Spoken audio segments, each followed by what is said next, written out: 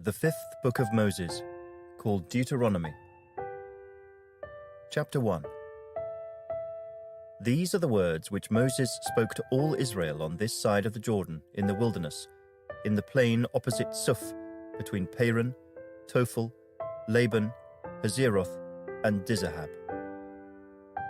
It is 11 days' journey from Horeb by way of Mount Seir to Kadesh Barnea. Now it came to pass in the 40th year, in the 11th month, on the first day of the month, that Moses spoke to the children of Israel according to all that the Lord had given him as commandments to them, after he had killed Sihon king of the Amorites, who dwelt in Heshbon, and Og king of Bashan, who dwelt at Ashtaroth in Edrei.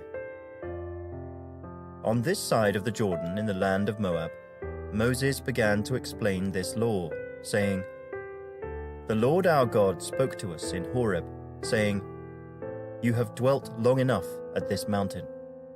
Turn and take your journey, and go to the mountains of the Amorites, to all the neighboring places in the plain, in the mountains and in the lowland, in the south and on the sea coast, to the land of the Canaanites and to Lebanon, as far as the great river, the river Euphrates. See, I have set the land before you. Go in and possess the land which the Lord swore to your fathers, to Abraham, Isaac, and Jacob, to give to them and their descendants after them. And I spoke to you at that time, saying, I alone am not able to bear you. The Lord your God has multiplied you, and here you are today as the stars of heaven in multitude. May the Lord God of your fathers make you 1,000 times more numerous than you are, and bless you as he has promised you. How can I alone bear your problems and your burdens and your complaints? Choose wise, understanding, and knowledgeable men from among your tribes, and I will make them heads over you. And you answered me and said, The thing which you have told us to do is good. So I took the heads of your tribes, wise and knowledgeable men, and made them heads over you, leaders of thousands, leaders of hundreds, leaders of 50s, leaders of 10s, and officers for your tribes. Then I commanded your judges at that time, saying, Hear the cases between your brethren, and judge righteously between a man and his brother or the stranger who is with him. You shall not show partiality in judgment. You shall hear the small as well as the great. You shall not be afraid in any man's presence, for the judgment is God's. The case that is too hard for you, bring to me, and I will hear it. And I commanded you at that time all the things which you should do. So we departed from Horeb, and went through all that great and terrible wilderness which you saw on the way to the mountains of the Amorites, as the Lord our God had commanded us. Then we came to Kadesh Barnea, and I said to you, You have come to the mountains of the Amorites, which the Lord our God is giving us. Look, the Lord your God has set the land before you. Go up and possess it, as the Lord God of your fathers has spoken to you. Do not fear or be discouraged. And every one of you came near to me and said, Let us send men before us, and let them search out the land for us, and bring back word to us of the way by which we should go up, and of the cities into which we shall come. The plan pleased me well. So I took 12 of your men, 1 man from each tribe. And they departed, and went up into the mountains, and came to the valley of Eshcol, and spied it out. They also took some of the fruit of the land in their hands, and brought it down to us. And they brought back word to us, saying, It is a good land which the Lord our God is giving us. Nevertheless you would not go up, but rebelled against the command of the Lord your God.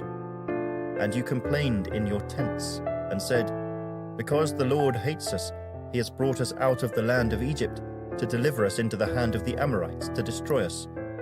Where can we go up? Our brethren have discouraged our hearts, saying, The people are greater and taller than we. The cities are great and fortified up to heaven. Moreover, we have seen the sons of the Anakim there. Then I said to you, Do not be terrified or afraid of them. The Lord your God, who goes before you, he will fight for you, according to all he did for you in Egypt before your eyes, and in the wilderness, where you saw how the Lord your God carried you, as a man carries his son, in all the way that you went until you came to this place.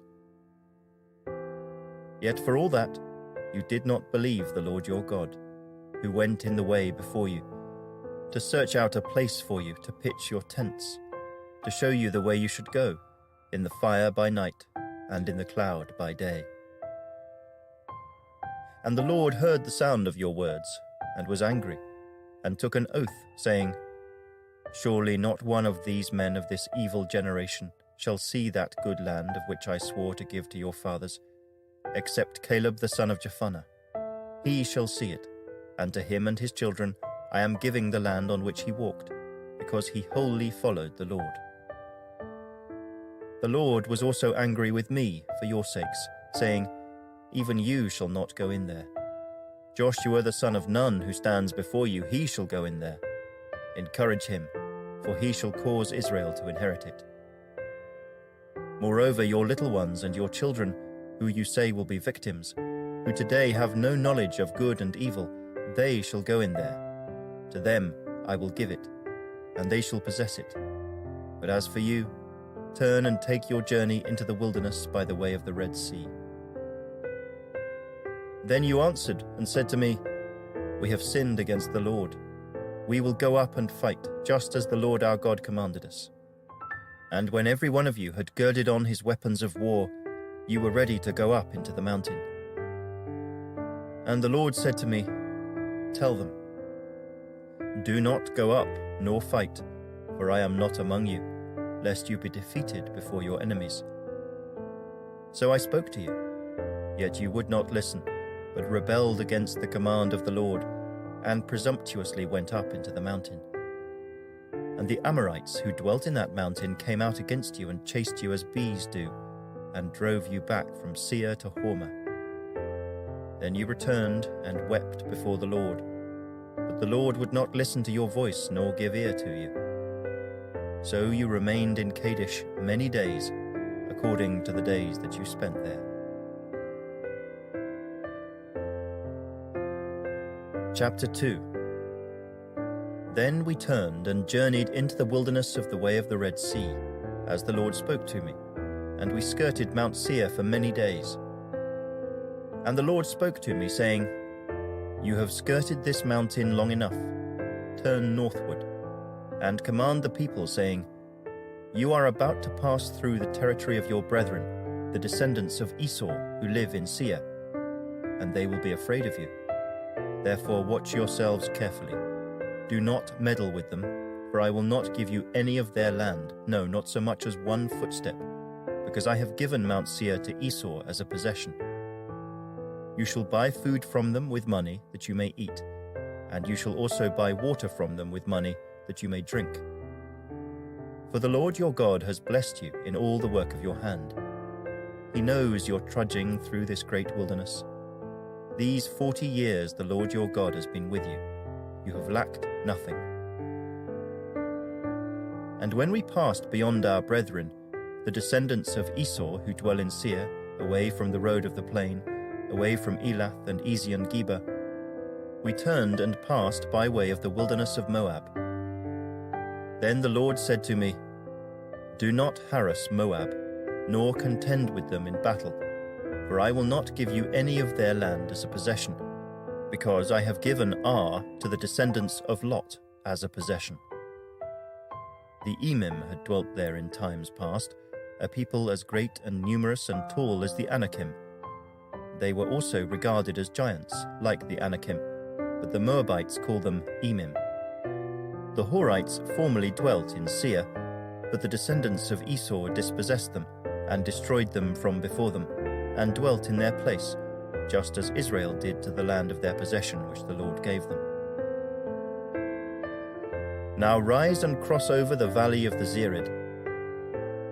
So we crossed over the valley of the Zered, and the time we took to come from Kadesh Barnea until we crossed over the valley of the Zered was 38 years, until all the generation of the men of war was consumed from the midst of the camp, just as the Lord had sworn to them. For indeed the hand of the Lord was against them, to destroy them from the midst of the camp until they were consumed. So it was, when all the men of war had finally perished from among the people, that the Lord spoke to me, saying, "This day you are to cross over at Ar, the boundary of Moab. And when you come near the people of Ammon, do not harass them or meddle with them, for I will not give you any of the land of the people of Ammon as a possession, because I have given it to the descendants of Lot as a possession." That was also regarded as a land of giants. Giants formerly dwelt there, but the Ammonites called them Zamzummim, a people as great and numerous and tall as the Anakim. But the Lord destroyed them before them, and they dispossessed them and dwelt in their place, just as he had done for the descendants of Esau who dwelt in Seir, when he destroyed the Horites from before them. They dispossessed them and dwelt in their place even to this day. And the Avim, who dwelt in villages as far as Gaza, the Caphtorim, who came from Caphtor, destroyed them and dwelt in their place. Rise, take your journey, and cross over the river Arnon. Look, I have given into your hand Sihon the Amorite, king of Heshbon, and his land. Begin to possess it, and engage him in battle. This day I will begin to put the dread and fear of you upon the nations under the whole heaven, who shall hear the report of you, and shall tremble and be in anguish because of you. And I sent messengers from the wilderness of Kedemoth to Sihon king of Heshbon, with words of peace, saying, "Let me pass through your land. I will keep strictly to the road, and I will turn neither to the right nor to the left. You shall sell me food for money, that I may eat, and give me water for money, that I may drink. Only let me pass through on foot, just as the descendants of Esau who dwell in Seir, and the Moabites who dwell in Ar did for me, until I cross the Jordan to the land which the Lord our God is giving us." But Sihon king of Heshbon would not let us pass through, for the Lord your God hardened his spirit and made his heart obstinate, that he might deliver him into your hand as it is this day. And the Lord said to me, "See, I have begun to give Sihon and his land over to you. Begin to possess it, that you may inherit his land." Then Sihon and all his people came out against us to fight at Jahaz, and the Lord our God delivered him over to us. So we defeated him, his sons and all his people.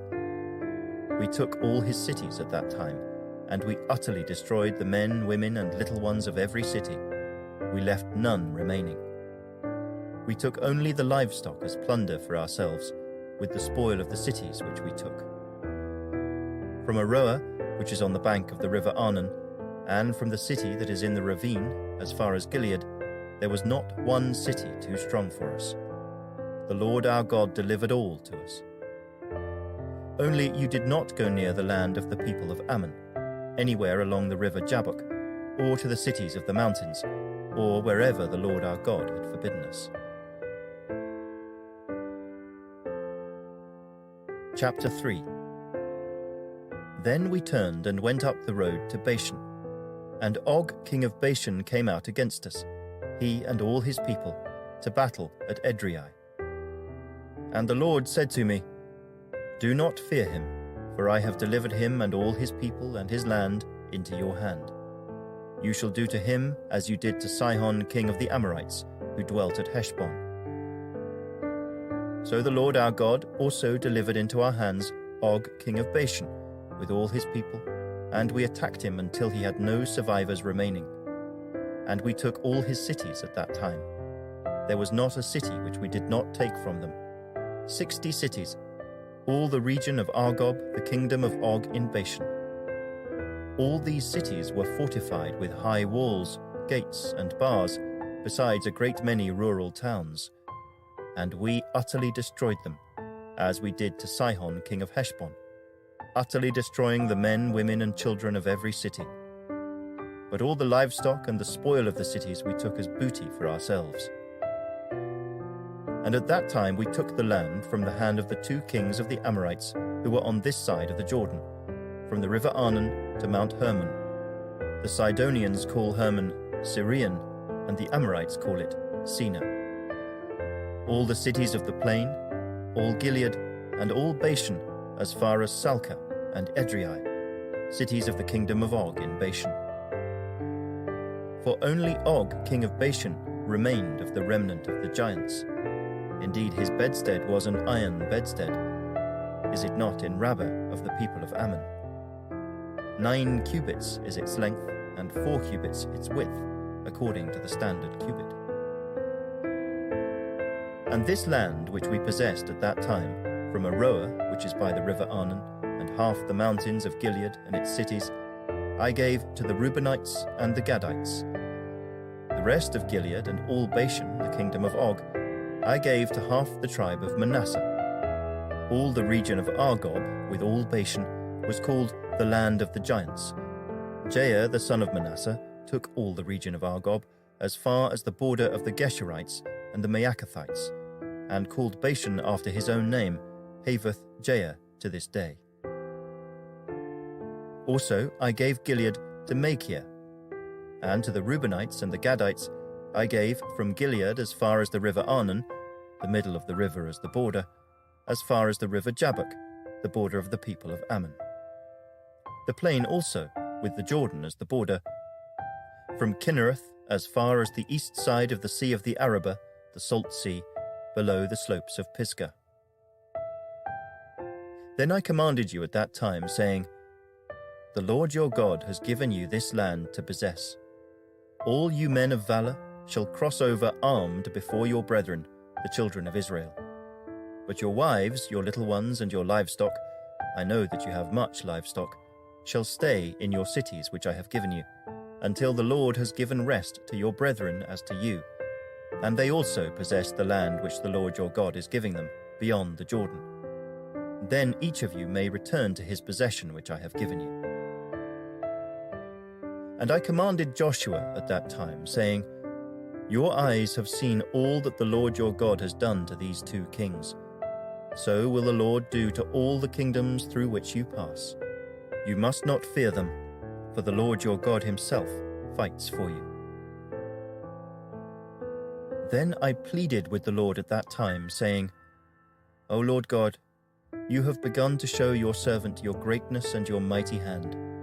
For what God is there in heaven or on earth who can do anything like your works and your mighty deeds? I pray, let me cross over and see the good land beyond the Jordan, those pleasant mountains, and Lebanon. But the Lord was angry with me on your account, and would not listen to me. So the Lord said to me, Enough of that. Speak no more to me of this matter. Go up to the top of Pisgah, and lift your eyes toward the west, the north, the south, and the east. Behold it with your eyes, for you shall not cross over this Jordan. But command Joshua, and encourage him and strengthen him, for he shall go over before this people, and he shall cause them to inherit the land which you will see. So we stayed in the valley, opposite Beth Peor. Chapter 4. Now, O Israel, listen to the statutes and the judgments which I teach you to observe, that you may live, and go in and possess the land which the Lord God of your fathers is giving you. You shall not add to the word which I command you, nor take from it, that you may keep the commandments of the Lord your God which I command you. Your eyes have seen what the Lord did at Baal Peor. For the Lord your God has destroyed from among you all the men who followed Baal of Peor. But you who held fast to the Lord your God are alive today, every one of you. Surely I have taught you statutes and judgments, just as the Lord my God commanded me, that you should act according to them in the land which you go to possess. Therefore be careful to observe them, for this is your wisdom and your understanding in the sight of the peoples who will hear all these statutes, and say, Surely this great nation is a wise and understanding people. For what great nation is there that has God so near to it, as the Lord our God is to us, for whatever reason we may call upon him? And what great nation is there that has such statutes and righteous judgments as are in all this law which I set before you this day? Only take heed to yourself, and diligently keep yourself, lest you forget the things your eyes have seen, and lest they depart from your heart all the days of your life. And teach them to your children and your grandchildren, especially concerning the day you stood before the Lord your God in Horeb, when the Lord said to me, "Gather the people to me, and I will let them hear my words, that they may learn to fear me all the days they live on the earth, and that they may teach their children."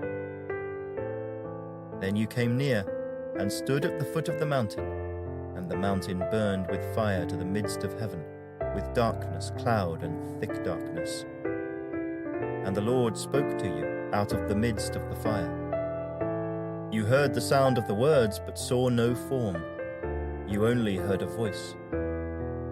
So he declared to you his covenant which he commanded you to perform, the 10 Commandments. And he wrote them on 2 tablets of stone.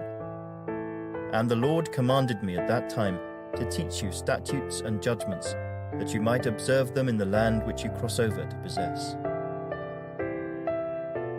Take careful heed to yourselves, for you saw no form when the Lord spoke to you at Horeb out of the midst of the fire, lest you act corruptly, and make for yourselves a carved image in the form of any figure, the likeness of male or female, the likeness of any animal that is on the earth, or the likeness of any winged bird that flies in the air, the likeness of anything that creeps on the ground, or the likeness of any fish that is in the water beneath the earth.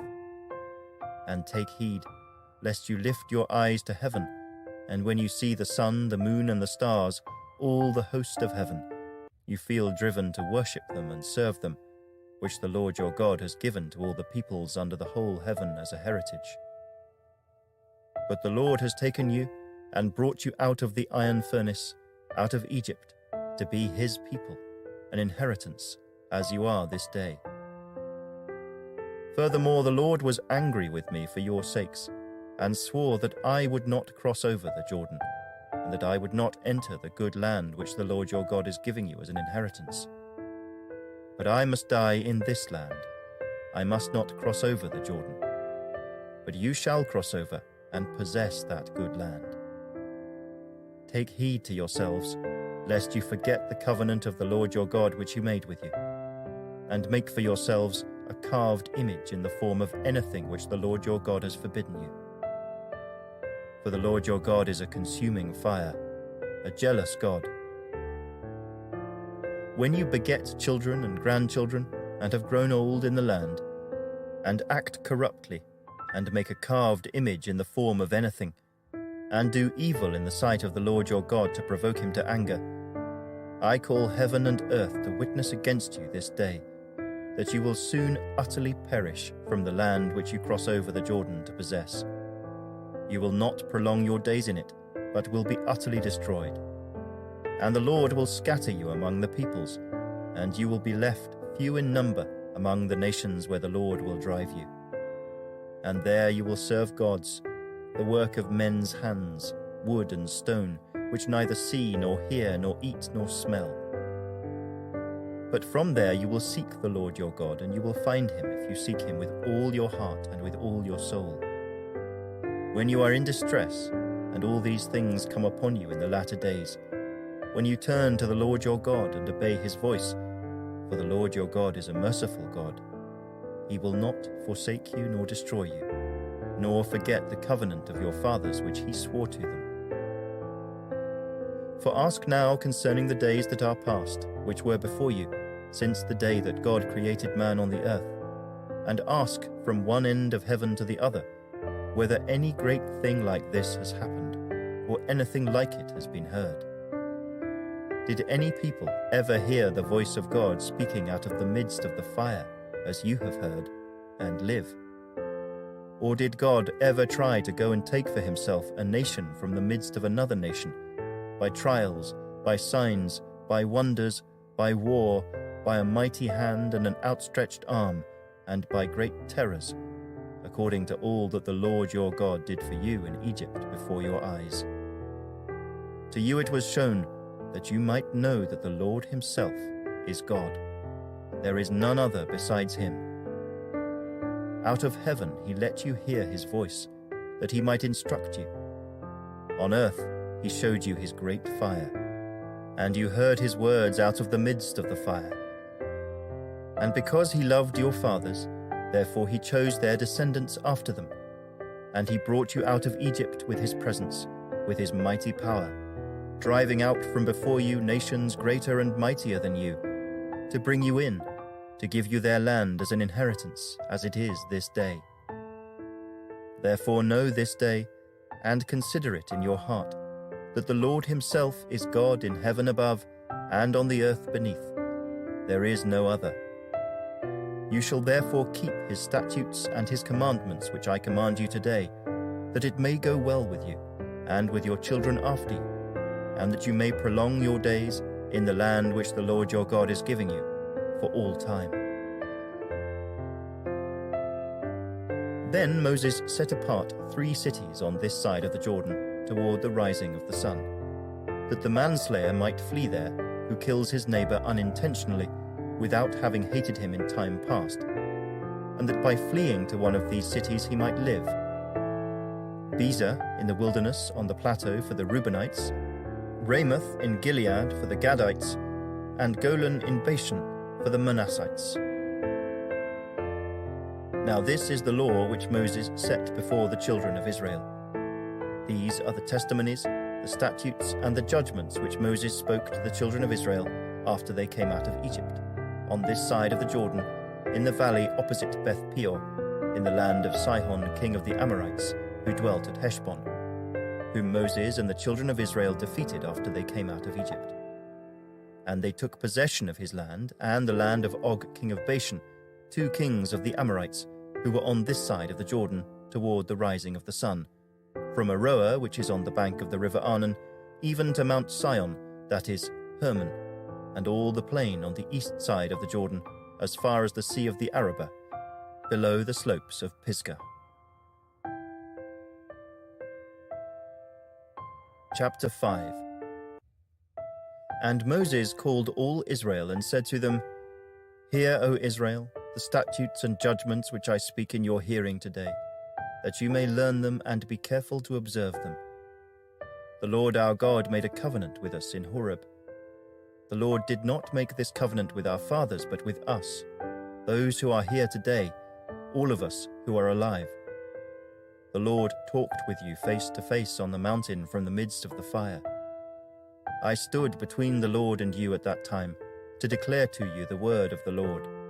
For you were afraid because of the fire, and you did not go up the mountain. He said, I am the Lord your God, who brought you out of the land of Egypt, out of the house of bondage. You shall have no other gods before me. You shall not make for yourself a carved image, any likeness of anything that is in heaven above, or that is in the earth beneath, or that is in the water under the earth. You shall not bow down to them nor serve them. For I, the Lord your God, am a jealous God, visiting the iniquity of the fathers upon the children to the 3rd and 4th generations of those who hate me, but showing mercy to thousands, to those who love me and keep my commandments. You shall not take the name of the Lord your God in vain, for the Lord will not hold him guiltless who takes his name in vain. Observe the Sabbath day, to keep it holy, as the Lord your God commanded you. 6 days you shall labor and do all your work, but the 7th day is the Sabbath of the Lord your God. In it you shall do no work, you, nor your son, nor your daughter, nor your male servant, nor your female servant, nor your ox, nor your donkey, nor any of your cattle, nor your stranger who is within your gates, that your male servant and female servant may rest as well as you. And remember that you were a slave in the land of Egypt, and the Lord your God brought you out from there by a mighty hand and by an outstretched arm. And therefore the Lord your God commanded you to keep the Sabbath day. Honor your father and your mother, as the Lord your God has commanded you, that your days may be long, and that it may be well with you in the land which the Lord your God is giving you. You shall not murder. You shall not commit adultery. You shall not steal. You shall not bear false witness against your neighbor. You shall not covet your neighbor's wife, and you shall not desire your neighbor's house, his field, his male servant, his female servant, his ox, his donkey, or anything that is your neighbor's. These words the Lord spoke to all your assembly in the mountain from the midst of the fire, the cloud, and the thick darkness, with a loud voice. And he added no more. And he wrote them on 2 tablets of stone and gave them to me. So it was when you heard the voice from the midst of the darkness, while the mountain was burning with fire, that you came near to me, all the heads of your tribes and your elders. And you said, Surely the Lord our God has shown us his glory and his greatness, and we have heard his voice from the midst of the fire. We have seen this day that God speaks with man, yet he still lives. Now therefore, why should we die? For this great fire will consume us. If we hear the voice of the Lord our God any more, then we shall die. For who is there of all flesh who has heard the voice of the living God speaking from the midst of the fire as we have, and lived? You go near and hear all that the Lord our God may say, and tell us all that the Lord our God says to you, and we will hear and do it. Then the Lord heard the voice of your words when you spoke to me, and the Lord said to me, I have heard the voice of the words of this people which they have spoken to you. They are right in all that they have spoken. Oh, that they had such a heart in them, that they would fear me and always keep all my commandments, that it might be well with them and with their children forever. Go and say to them, Return to your tents. But as for you, stand here by me, and I will speak to you all the commandments, the statutes, and the judgments which you shall teach them, that they may observe them in the land which I am giving them to possess. Therefore you shall be careful to do as the Lord your God has commanded you. You shall not turn aside to the right hand or to the left. You shall walk in all the ways which the Lord your God has commanded you, that you may live, and that it may be well with you, and that you may prolong your days in the land which you shall possess. Chapter 6. Now this is the commandment, and these are the statutes and judgments which the Lord your God has commanded to teach you, that you may observe them in the land which you are crossing over to possess, that you may fear the Lord your God, to keep all his statutes and his commandments which I command you, you and your son and your grandson, all the days of your life, and that your days may be prolonged. Therefore hear, O Israel, and be careful to observe it, that it may be well with you, and that you may multiply greatly as the Lord God of your fathers has promised you, a land flowing with milk and honey. Hear, O Israel, the Lord our God, the Lord is one. You shall love the Lord your God with all your heart, with all your soul, and with all your strength. And these words which I command you today shall be in your heart. You shall teach them diligently to your children, and shall talk of them when you sit in your house, when you walk by the way, when you lie down and when you rise up. You shall bind them as a sign on your hand, and they shall be as frontlets between your eyes. You shall write them on the doorposts of your house and on your gates. So it shall be when the Lord your God brings you into the land of which he swore to your fathers, to Abraham, Isaac, and Jacob, to give you large and beautiful cities which you did not build, houses full of all good things which you did not fill, hewn out wells which you did not dig, vineyards and olive trees which you did not plant. When you have eaten and are full, then beware, lest you forget the Lord who brought you out of the land of Egypt, from the house of bondage. You shall fear the Lord your God and serve him, and shall take oaths in his name. You shall not go after other gods, the gods of the peoples who are all around you, for the Lord your God is a jealous God among you, lest the anger of the Lord your God be aroused against you and destroy you from the face of the earth. You shall not tempt the Lord your God as you tempted him in Massah. You shall diligently keep the commandments of the Lord your God, his testimonies, and his statutes which he has commanded you. and you shall do what is right and good in the sight of the Lord, that it may be well with you, and that you may go in and possess the good land of which the Lord swore to your fathers, to cast out all your enemies from before you, as the Lord has spoken. When your son asks you in time to come, saying, "What is the meaning of the testimonies, the statutes, and the judgments which the Lord our God has commanded you?" then you shall say to your son, "We were slaves of Pharaoh in Egypt, and the Lord brought us out of Egypt with a mighty hand. And the Lord showed signs and wonders before our eyes, great and severe, against Egypt, Pharaoh, and all his household. Then he brought us out from there, that he might bring us in, to give us the land of which he swore to our fathers. And the Lord commanded us to observe all these statutes, to fear the Lord our God, for our good always, that he might preserve us alive, as it is this day. Then it will be righteousness for us, if we are careful to observe all these commandments before the Lord our God, as he has commanded us." Chapter 7.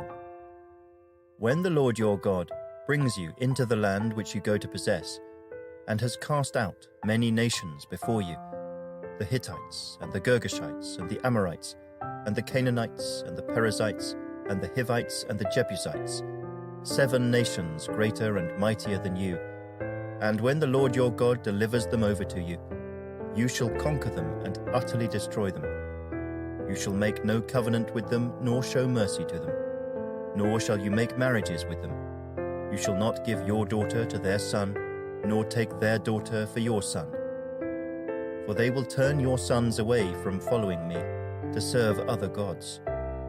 So the anger of the Lord will be aroused against you, and destroy you suddenly. But thus you shall deal with them. You shall destroy their altars, and break down their sacred pillars, and cut down their wooden images, and burn their carved images with fire. For you are a holy people to the Lord your God. The Lord your God has chosen you to be a people for himself, a special treasure above all the peoples on the face of the earth. The Lord did not set his love on you, nor choose you because you were more in number than any other people, for you were the least of all peoples, but because the Lord loves you, and because he would keep the oath which he swore to your fathers. The Lord has brought you out with a mighty hand, and redeemed you from the house of bondage, from the hand of Pharaoh king of Egypt. Therefore know that the Lord your God, he is God, the faithful God who keeps covenant and mercy for 1,000 generations with those who love him and keep his commandments.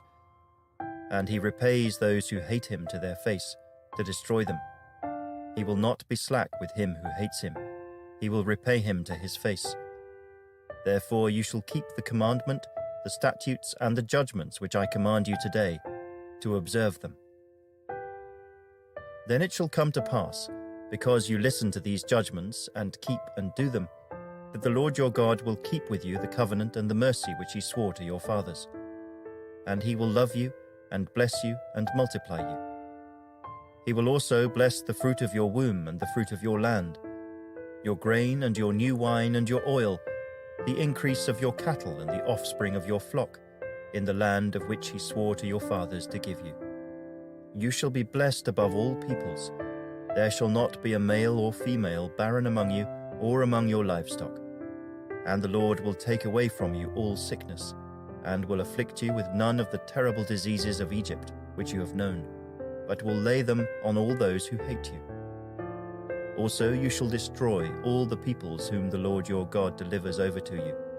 Your eye shall have no pity on them, nor shall you serve their gods, for that will be a snare to you. If you should say in your heart, "These nations are greater than I, how can I dispossess them?" You shall not be afraid of them, but you shall remember well what the Lord your God did to Pharaoh and to all Egypt, the great trials which your eyes saw, the signs and the wonders, the mighty hand and the outstretched arm by which the Lord your God brought you out. So shall the Lord your God do to all the peoples of whom you are afraid. Moreover, the Lord your God will send the hornet among them, until those who are left, who hide themselves from you, are destroyed. You shall not be terrified of them, for the Lord your God, the great and awesome God, is among you. And the Lord your God will drive out those nations before you little by little. You will be unable to destroy them at once, lest the beasts of the field become too numerous for you. But the Lord your God will deliver them over to you, and will inflict defeat upon them until they are destroyed. And he will deliver their kings into your hand, and you will destroy their name from under heaven. No one shall be able to stand against you until you have destroyed them. You shall burn the carved images of their gods with fire. You shall not covet the silver or gold that is on them, nor take it for yourselves, lest you be snared by it. For it is an abomination to the Lord your God. Nor shall you bring an abomination into your house, lest you be doomed to destruction like it. You shall utterly detest it and utterly abhor it, for it is an accursed thing. Chapter 8. Every commandment which I command you today, you must be careful to observe, that you may live and multiply, and go in and possess the land of which the Lord swore to your fathers. And you shall remember that the Lord your God led you all the way these 40 years in the wilderness, to humble you and test you, to know what was in your heart, whether you would keep his commandments or not. So he humbled you, allowed you to hunger, and fed you with manna which you did not know, nor did your fathers know, that he might make you know that man shall not live by bread alone, but man lives by every word that proceeds from the mouth of the Lord. Your garments did not wear out on you, nor did your foot swell these 40 years. You should know in your heart that as a man chastens his son, so the Lord your God chastens you. Therefore you shall keep the commandments of the Lord your God, to walk in his ways and to fear him.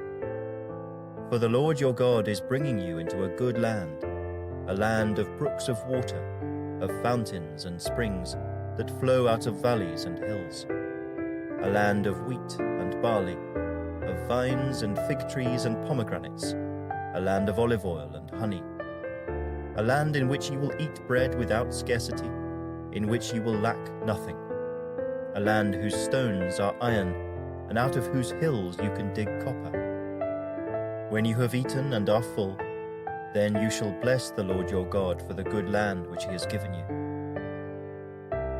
Beware that you do not forget the Lord your God by not keeping his commandments, his judgments, and his statutes which I command you today, lest, when you have eaten and are full, and have built beautiful houses and dwell in them, and when your herds and your flocks multiply, and your silver and your gold are multiplied, and all that you have is multiplied, when your heart is lifted up, and you forget the Lord your God, who brought you out of the land of Egypt, from the house of bondage, who led you through that great and terrible wilderness, in which were fiery serpents and scorpions, and thirsty land where there was no water, who brought water for you out of the flinty rock, who fed you in the wilderness with manna, which your fathers did not know, that he might humble you and that he might test you, to do you good in the end. Then you say in your heart, my power and the might of my hand have gained me this wealth. And you shall remember the Lord your God, for it is he who gives you power to get wealth, that he may establish his covenant which he swore to your fathers, as it is this day. Then it shall be, if you by any means forget the Lord your God, and follow other gods, and serve them and worship them, I testify against you this day that you shall surely perish. As the nations which the Lord destroys before you, so you shall perish, because you would not be obedient to the voice of the Lord your God. Chapter 9. Hear, O Israel, you are to cross over the Jordan today, and go in to dispossess nations greater and mightier than yourself, cities great and fortified up to heaven, a people great and tall, the descendants of the Anakim, whom you know and of whom you heard it said, who can stand before the descendants of Anak? Therefore understand today that the Lord your God is he who goes over before you as a consuming fire. He will destroy them and bring them down before you, so you shall drive them out and destroy them quickly, as the Lord has said to you. Do not think in your heart, after the Lord your God has cast them out before you, saying, because of my righteousness the Lord has brought me in to possess this land. But it is because of the wickedness of these nations that the Lord is driving them out from before you. It is not because of your righteousness or the uprightness of your heart that you go in to possess their land, but because of the wickedness of these nations that the Lord your God drives them out from before you, and that he may fulfill the word which the Lord swore to your fathers, to Abraham, Isaac, and Jacob. Therefore understand that the Lord your God is not giving you this good land to possess because of your righteousness, for you are a stiff-necked people. Remember, do not forget how you provoked the Lord your God to wrath in the wilderness. From the day that you departed from the land of Egypt until you came to this place, you have been rebellious against the Lord. Also in Horeb you provoked the Lord to wrath, so that the Lord was angry enough with you to have destroyed you. When I went up into the mountain to receive the tablets of stone, the tablets of the covenant which the Lord made with you, then I stayed on the mountain 40 days and 40 nights. I neither ate bread nor drank water. Then the Lord delivered to me 2 tablets of stone, written with the finger of God, and on them were all the words which the Lord had spoken to you on the mountain from the midst of the fire in the day of the assembly. And it came to pass, at the end of 40 days and 40 nights, that the Lord gave me the 2 tablets of stone, the tablets of the covenant.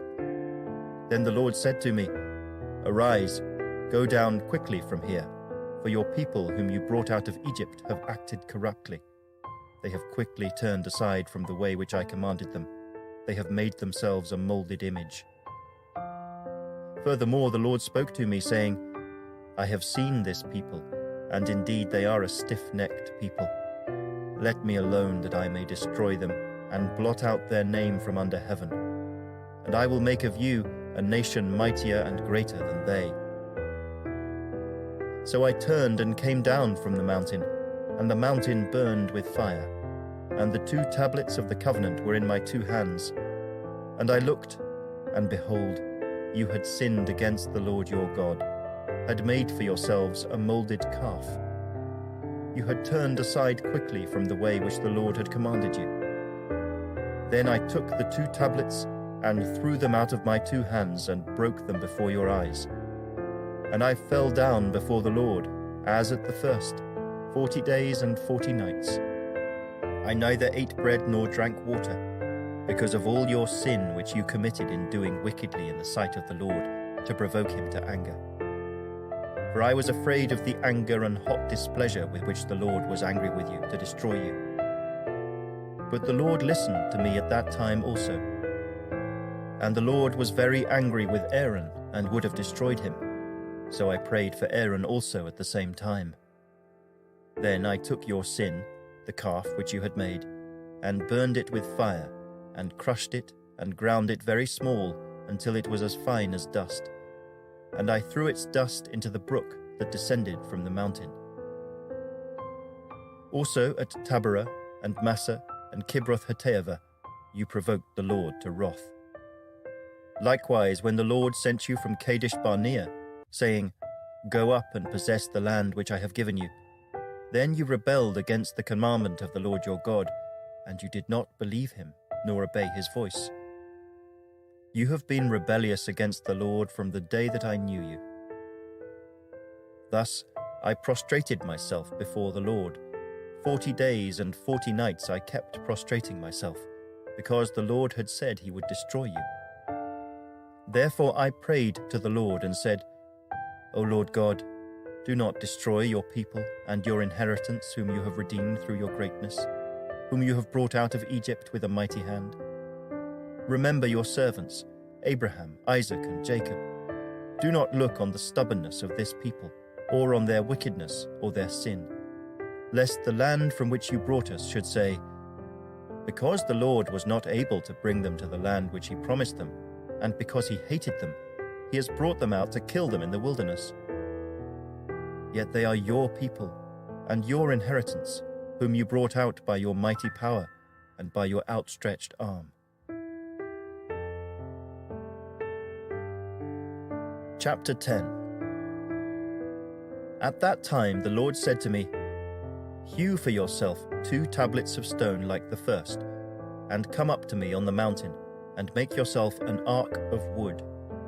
And I will write on the tablets the words that were on the first tablets, which you broke, and you shall put them in the ark." So I made an ark of acacia wood, hewed 2 tablets of stone like the first, and went up the mountain, having the 2 tablets in my hand. And he wrote on the tablets according to the first writing, the 10 commandments, which the Lord had spoken to you in the mountain from the midst of the fire in the day of the assembly. And the Lord gave them to me.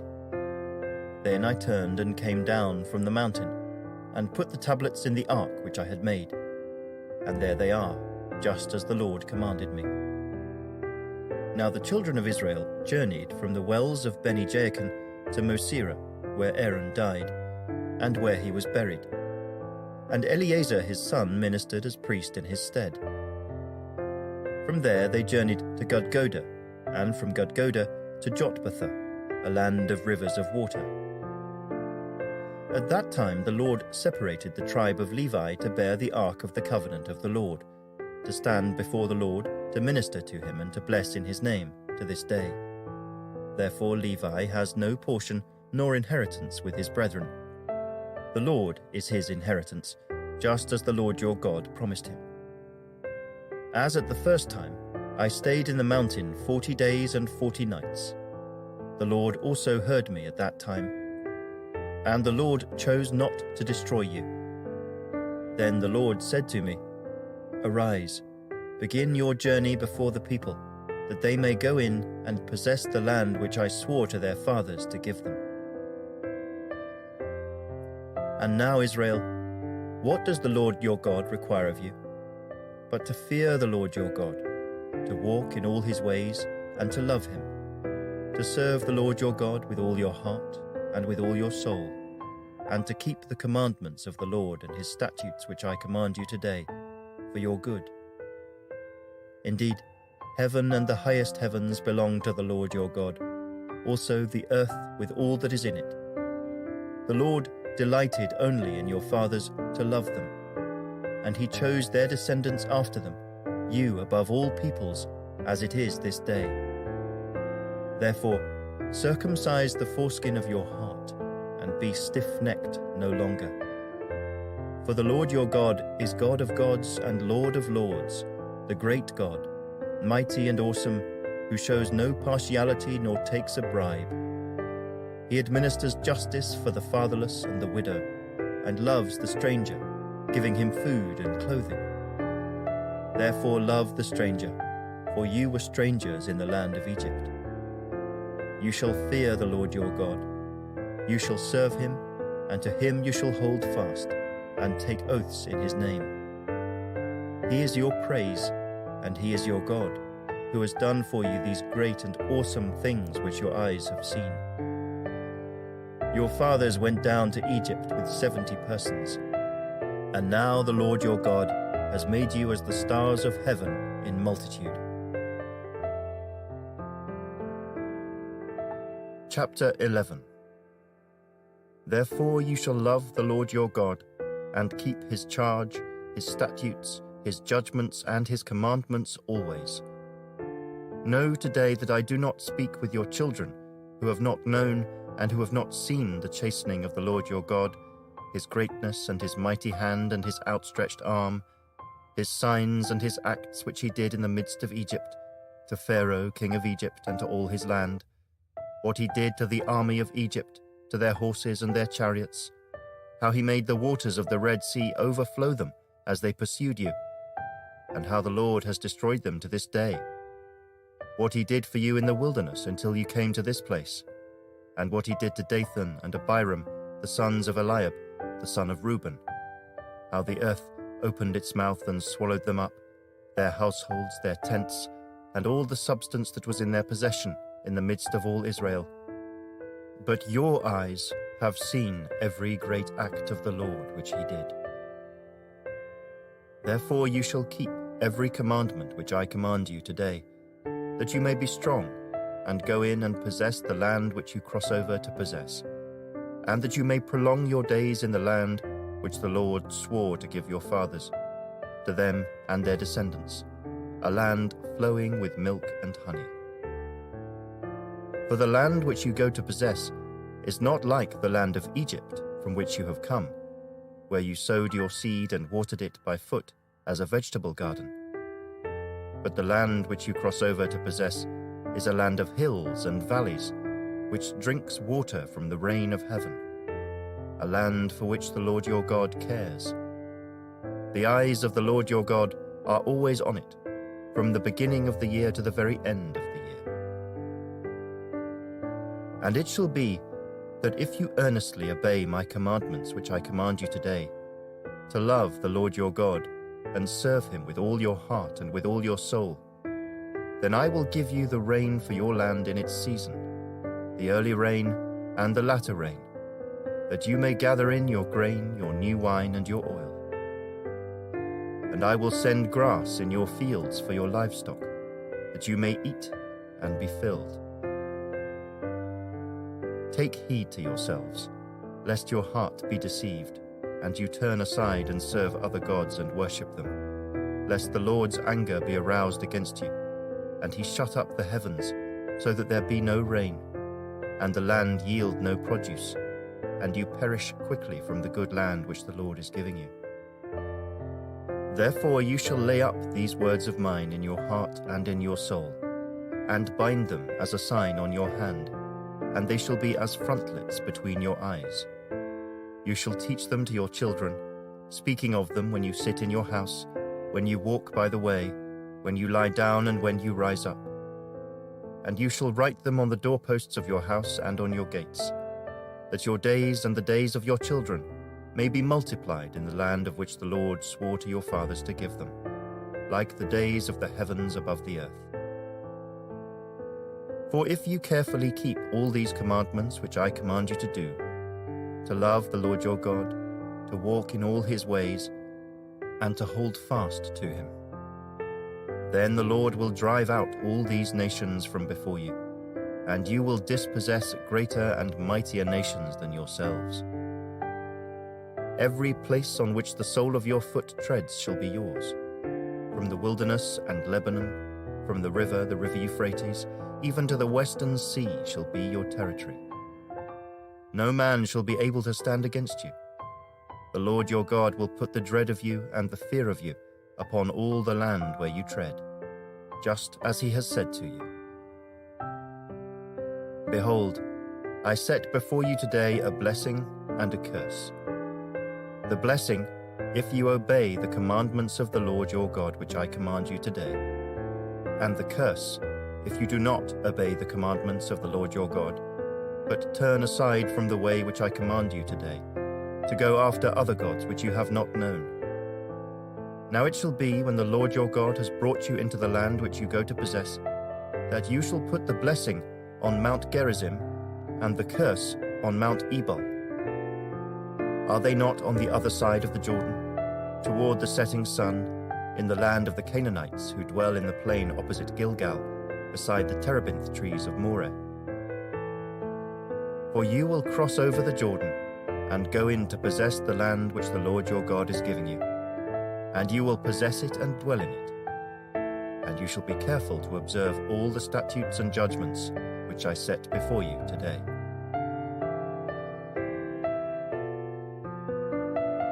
Chapter 12. These are the statutes and judgments which you shall be careful to observe in the land which the Lord God of your fathers is giving you to possess, all the days that you live on the earth.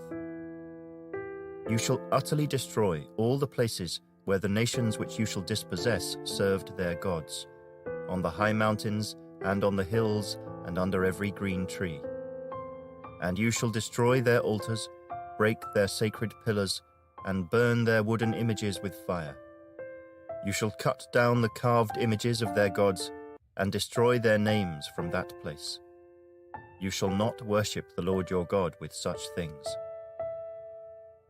But you shall seek the place where the Lord your God chooses, out of all your tribes, to put his name for his dwelling place, and there you shall go. There you shall take your burnt offerings, your sacrifices, your tithes, the heave offerings of your hand, your vowed offerings, your freewill offerings, and the firstborn of your herds and flocks. And there you shall eat before the Lord your God, and you shall rejoice in all to which you have put your hand, you and your households, in which the Lord your God has blessed you. You shall not at all do as we are doing here today, every man doing whatever is right in his own eyes, for as yet you have not come to the rest and the inheritance which the Lord your God is giving you. But when you cross over the Jordan and dwell in the land which the Lord your God is giving you to inherit, and he gives you rest from all your enemies round about, so that you dwell in safety, then there will be the place where the Lord your God chooses to make his name abide. There you shall bring all that I command you, your burnt offerings, your sacrifices, your tithes, the heave offerings of your hand, and all your choice offerings which you vow to the Lord. And you shall rejoice before the Lord your God, you and your sons and your daughters, your male and female servants, and the Levite who is within your gates, since he has no portion or inheritance with you. Take heed to yourself that you do not offer your burnt offerings in every place that you see, but in the place which the Lord chooses, in one of your tribes. There you shall offer your burnt offerings, and there you shall do all that I command you. However, you may slaughter and eat meat within all your gates, whatever your heart desires, according to the blessing of the Lord your God which he has given you. The unclean and the clean may eat of it, of the gazelle and the deer alike. Only you shall not eat the blood. You shall pour it on the earth like water. You may not eat within your gates the tithe of your grain or your new wine or your oil, of the firstborn of your herd or your flock, of any of your offerings which you vow, of your freewill offerings, or of the heave offering of your hand. But you must eat them before the Lord your God in the place which the Lord your God chooses, you and your son and your daughter, your male servant and your female servant, and the Levite who is within your gates. And you shall rejoice before the Lord your God in all to which you put your hands. Take heed to yourself that you do not forsake the Levite as long as you live in your land. When the Lord your God enlarges your border, as he has promised you, and you say, "Let me eat meat," because you long to eat meat, you may eat as much meat as your heart desires. If the place where the Lord your God chooses to put his name is too far from you, then you may slaughter from your herd and from your flock which the Lord has given you, just as I have commanded you, and you may eat within your gates as much as your heart desires. Just as the gazelle and the deer are eaten, so you may eat them. The unclean and the clean alike may eat them. Only be sure that you do not eat the blood, for the blood is the life. You may not eat the life with the meat. You shall not eat it. You shall pour it on the earth like water. You shall not eat it, that it may go well with you and your children after you, when you do what is right in the sight of the Lord. Only the holy things which you have, and your vowed offerings, you shall take and go to the place which the Lord chooses. And you shall offer your burnt offerings, the meat and the blood, on the altar of the Lord your God. And the blood of your sacrifices shall be poured out on the altar of the Lord your God, and you shall eat the meat. Observe and obey all these words which I command you, that it may go well with you and your children after you forever, when you do what is good and right in the sight of the Lord your God. When the Lord your God cuts off from before you the nations which you go to dispossess, and you displace them and dwell in their land, take heed to yourself that you are not ensnared to follow them after they are destroyed from before you, and that you do not inquire after their gods, saying, "How did these nations serve their gods? I also will do likewise." You shall not worship the Lord your God in that way. For every abomination to the Lord which he hates they have done to their gods. For they burn even their sons and daughters in the fire to their gods. Whatever I command you, be careful to observe it. You shall not add to it, nor take away from it.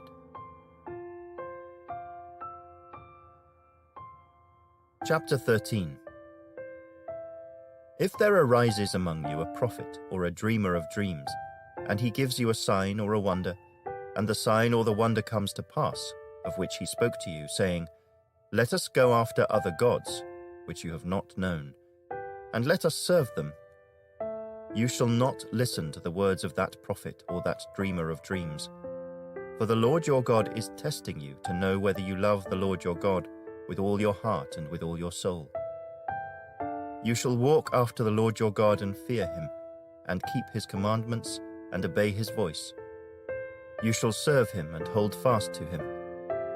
But that prophet or that dreamer of dreams shall be put to death, because he has spoken in order to turn you away from the Lord your God, who brought you out of the land of Egypt and redeemed you from the house of bondage, to entice you from the way in which the Lord your God commanded you to walk. So you shall put away the evil from your midst.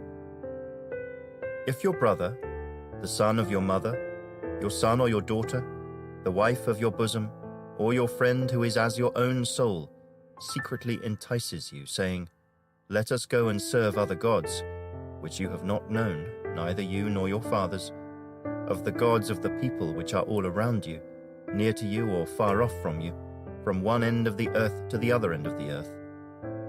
You shall not consent to him or listen to him, nor shall your eye pity him, nor shall you spare him or conceal him, but you shall surely kill him.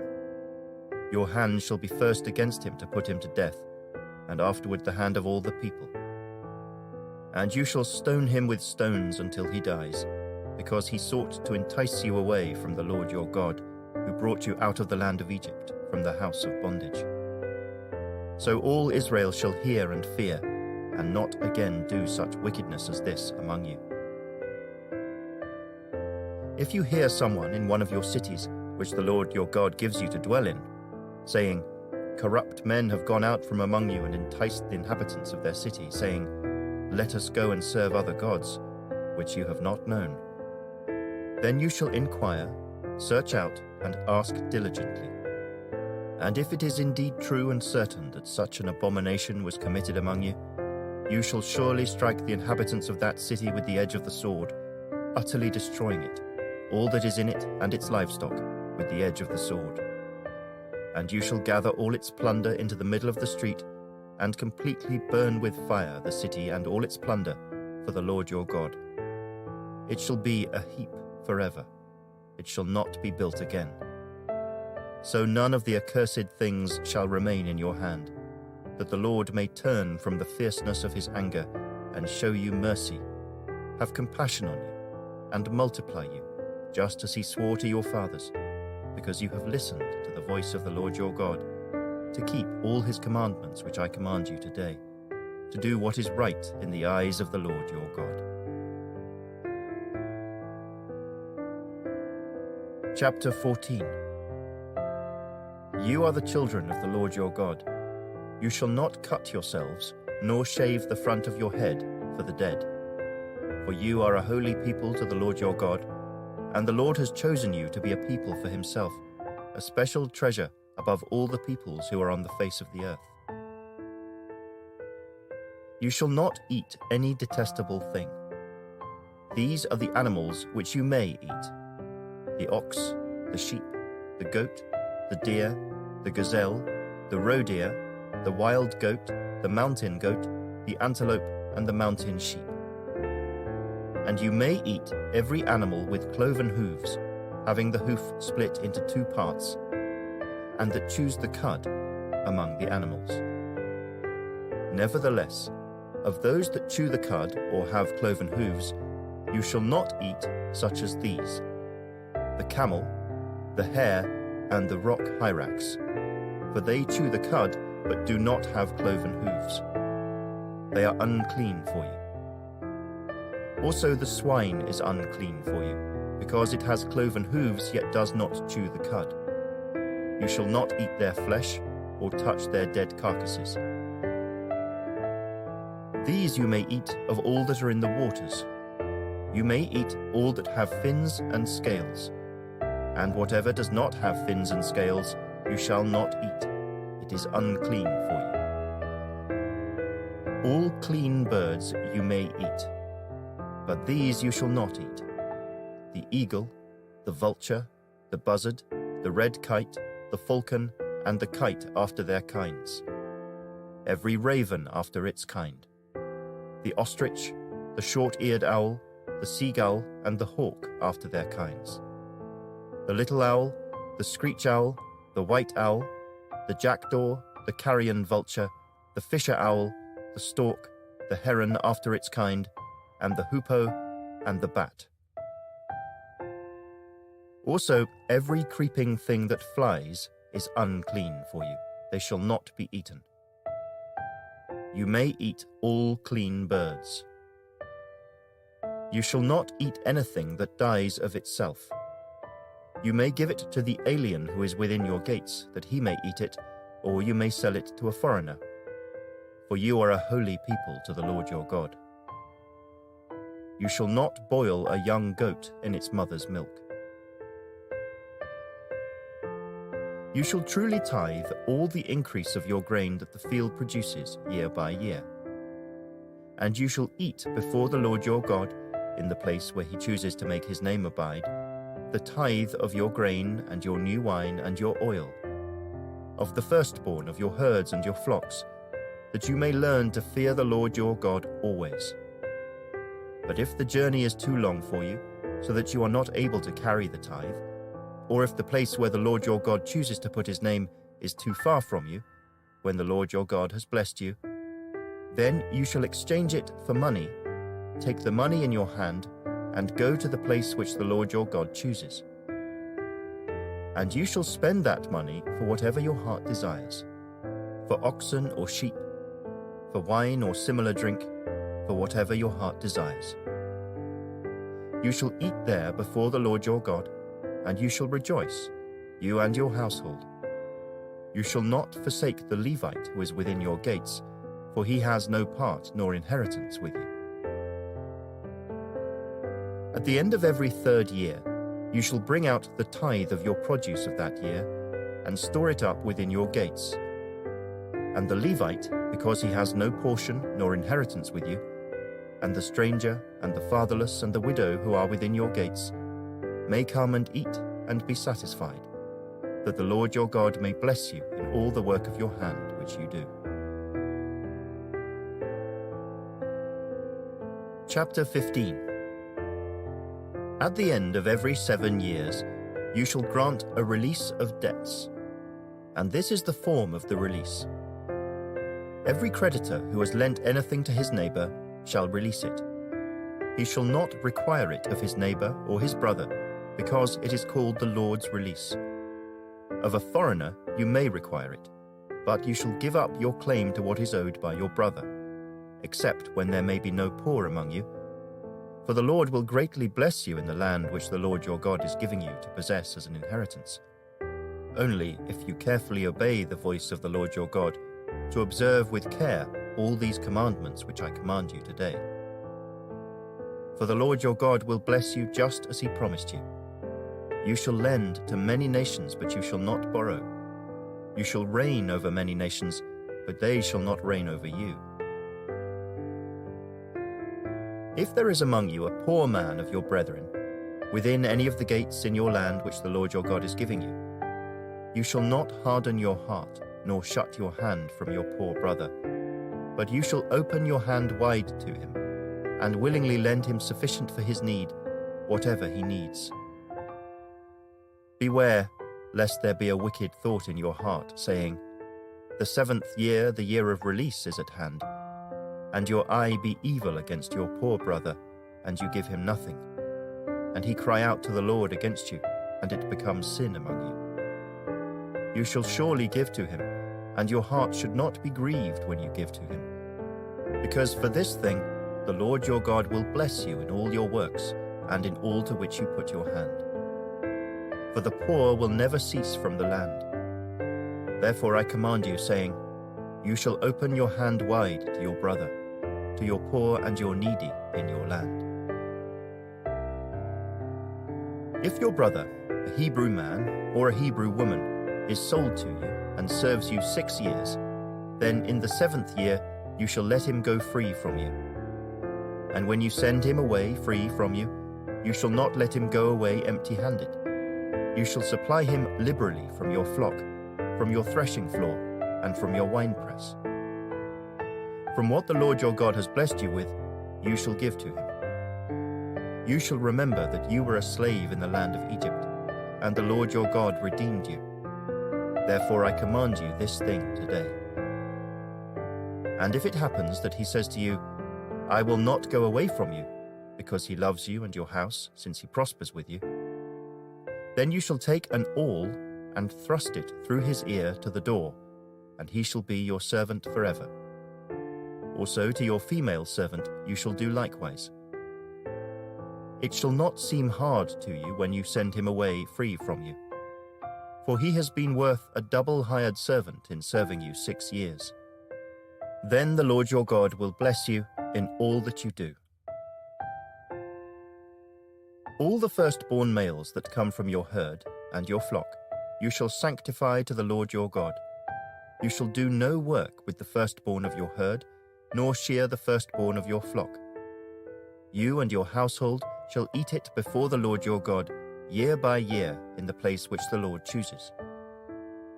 But if there is a defect in it, if it is lame or blind or has any serious defect, you shall not sacrifice it to the Lord your God. You may eat it within your gates. The unclean and the clean person alike may eat it, as if it were a gazelle or a deer. Only you shall not eat its blood. You shall pour it on the ground like. Chapter 16. Observe the month of Abib, and keep the Passover to the Lord your God. For in the month of Abib the Lord your God brought you out of Egypt by night. Therefore you shall sacrifice the Passover to the Lord your God, from the flock and the herd, in the place where the Lord chooses to put his name. You shall eat no leavened bread with it.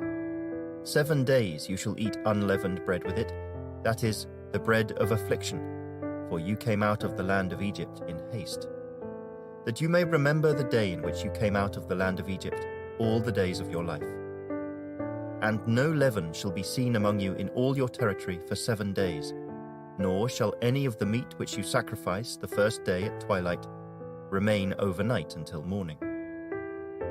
You may not sacrifice the Passover within any of your gates which the Lord your God gives you, but at the place where the Lord your God chooses to make his name abide, there you shall sacrifice the Passover at twilight, at the going down of the sun, at the time you came out of Egypt. And you shall roast and eat it in the place which the Lord your God chooses. And in the morning you shall turn and go to your tents. 6 days you shall eat unleavened bread, and on the 7th day there shall be a sacred assembly to the Lord your God. You shall do no work on it. You shall count 7 weeks for yourself. Begin to count the 7 weeks from the time you begin to put the sickle to the grain. Then you shall keep the Feast of Weeks to the Lord your God, with the tribute of a free will offering from your hand, which you shall give as the Lord your God blesses you. You shall rejoice before the Lord your God, you and your son and your daughter, your male servant and your female servant, the Levite who is within your gates, the stranger and the fatherless and the widow who are among you, at the place where the Lord your God chooses to make his name abide. And you shall remember that you were a slave in Egypt, and you shall be careful to observe these statutes. You shall observe the Feast of Tabernacles 7 days, when you have gathered from your threshing floor and from your winepress. And you shall rejoice in your feast, you and your son and your daughter, your male servant and your female servant, and the Levite, the stranger, and the fatherless and the widow who are within your gates. 7 days you shall keep a sacred feast to the Lord your God in the place which the Lord chooses, because the Lord your God will bless you in all your produce and in all the work of your hands, so that you surely rejoice. 3 times a year all your males shall appear before the Lord your God in the place which he chooses, at the feast of unleavened bread, at the feast of weeks, and at the feast of tabernacles. And they shall not appear before the Lord empty-handed. Every man shall give as he is able, according to the blessing of the Lord your God which he has given you. You shall appoint judges and officers in all your gates, which the Lord your God gives you, according to your tribes, and they shall judge the people with just judgment. You shall not pervert justice. You shall not show partiality, nor take a bribe, for a bribe blinds the eyes of the wise and twists the words of the righteous.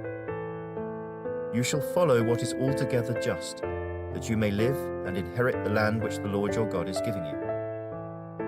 You shall not plant for yourself any tree as a wooden image near the altar which you build for yourself to the Lord your God. You shall not set up a sacred pillar, which the Lord your God hates. Chapter 17.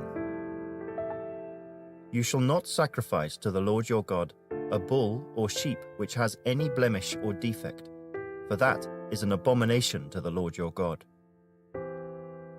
If there is found among you, within any of your gates which the Lord your God gives you, a man or a woman who has been wicked in the sight of the Lord your God, in transgressing his covenant, who has gone and served other gods and worshipped them, either the sun or moon or any of the host of heaven, which I have not commanded, and it is told you, and you hear of it, then you shall inquire diligently. And if it is indeed true and certain that such an abomination has been committed in Israel, then you shall bring out to your gates that man or woman who has committed that wicked thing, and shall stone to death that man or woman with stones. Whoever is deserving of death shall be put to death on the testimony of 2 or 3 witnesses.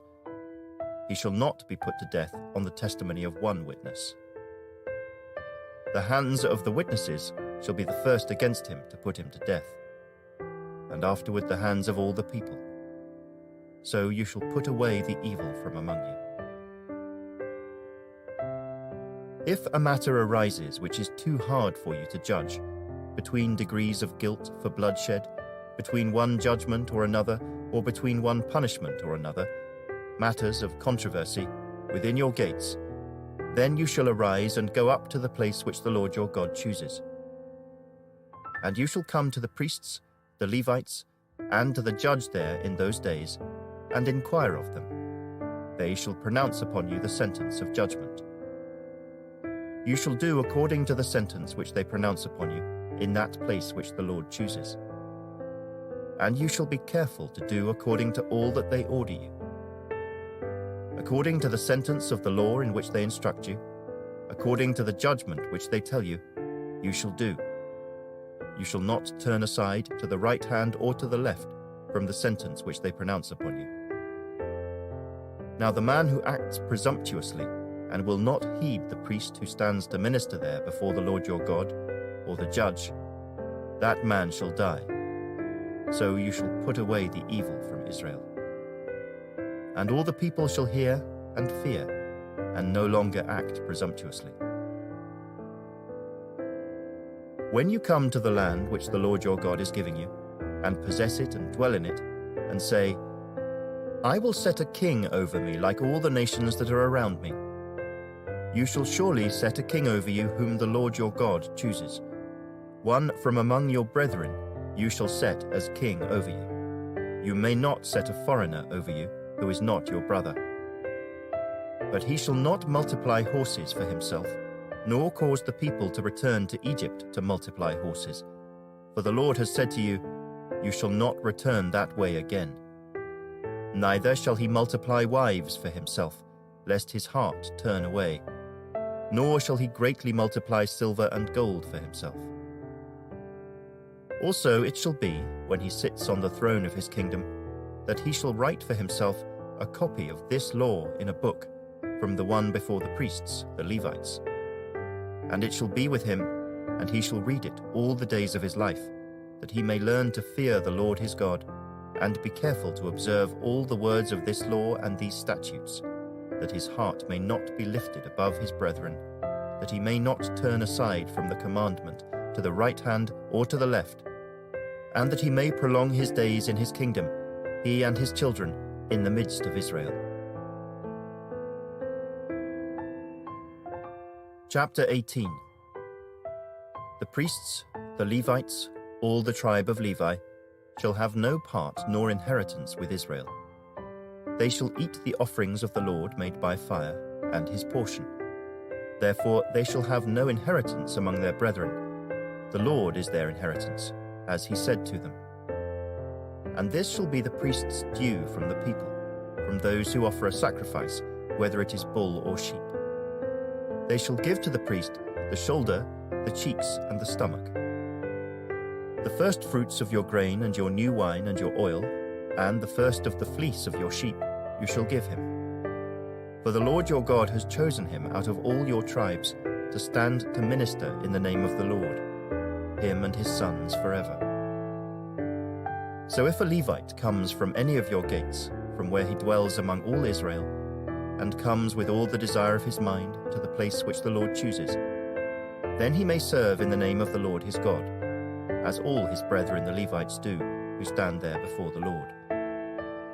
They shall have equal portions to eat, besides what comes from the sale of his inheritance. When you come into the land which the Lord your God is giving you, you shall not learn to follow the abominations of those nations.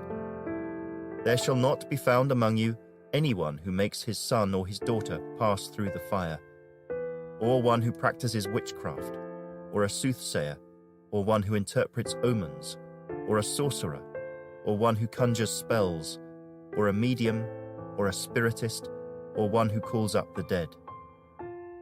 For all who do these things are an abomination to the Lord, and because of these abominations, the Lord your God drives them out from before you. You shall be blameless before the Lord your God. For these nations which you will dispossess listened to soothsayers and diviners. But as for you, the Lord your God has not appointed such for you. The Lord your God will raise up for you a prophet like me from your midst, from your brethren. Him you shall hear, according to all you desired of the Lord your God in Horeb in the day of the assembly, saying, Let me not hear again the voice of the Lord my God, nor let me see this great fire any more, lest I die. And the Lord said to me, What they have spoken is good. I will raise up for them a prophet like you from among their brethren, and will put my words in his mouth, and he shall speak to them all that I command him. And it shall be that whoever will not hear my words, which he speaks in my name, I will require it of him. But the prophet who presumes to speak a word in my name, which I have not commanded him to speak, or who speaks in the name of other gods, that prophet shall die. And if you say in your heart, How shall we know the word which the Lord has not spoken, when a prophet speaks in the name of the Lord? If the thing does not happen or come to pass, that is the thing which the Lord has not spoken. The prophet has spoken it presumptuously. You shall not be afraid of him. Chapter 19. When the Lord your God has cut off the nations whose land the Lord your God is giving you, and you dispossess them and dwell in their cities and in their houses, you shall separate 3 cities for yourself in the midst of your land which the Lord your God is giving you to possess. You shall prepare roads for yourself, and divide into 3 parts the territory of your land, which the Lord your God is giving you to inherit, that any manslayer may flee there. And this is the case of the manslayer who flees there, that he may live. Whoever kills his neighbor unintentionally, not having hated him in time past, as when a man goes to the woods with his neighbor to cut timber, and his hand swings a stroke with the axe to cut down the tree, and the head slips from the handle and strikes his neighbor so that he dies, he shall flee to one of these cities and live. lest the avenger of blood, while his anger is hot, pursue the manslayer and overtake him, because the way is long, and kill him, though he was not deserving of death, since he had not hated the victim in time past. Therefore I command you, saying, you shall separate 3 cities for yourself. Now if the Lord your God enlarges your territory, as he swore to your fathers, and gives you the land which he promised to give to your fathers, and if you keep all these commandments and do them, which I command you today, to love the Lord your God and to walk always in his ways, then you shall add 3 more cities for yourself besides these 3, lest innocent blood be shed in the midst of your land, which the Lord your God is giving you as an inheritance, and thus guilt of bloodshed be upon you. But if anyone hates his neighbor, lies in wait for him, rises against him and strikes him mortally so that he dies, and he flees to one of these cities, then the elders of his city shall send and bring him from there, and deliver him over to the hand of the avenger of blood, that he may die. Your eye shall not pity him, but you shall put away the guilt of innocent blood from Israel, that it may go well with you. You shall not remove your neighbor's landmark, which the men of old have set, in your inheritance, which you will inherit in the land that the Lord your God is giving you to possess.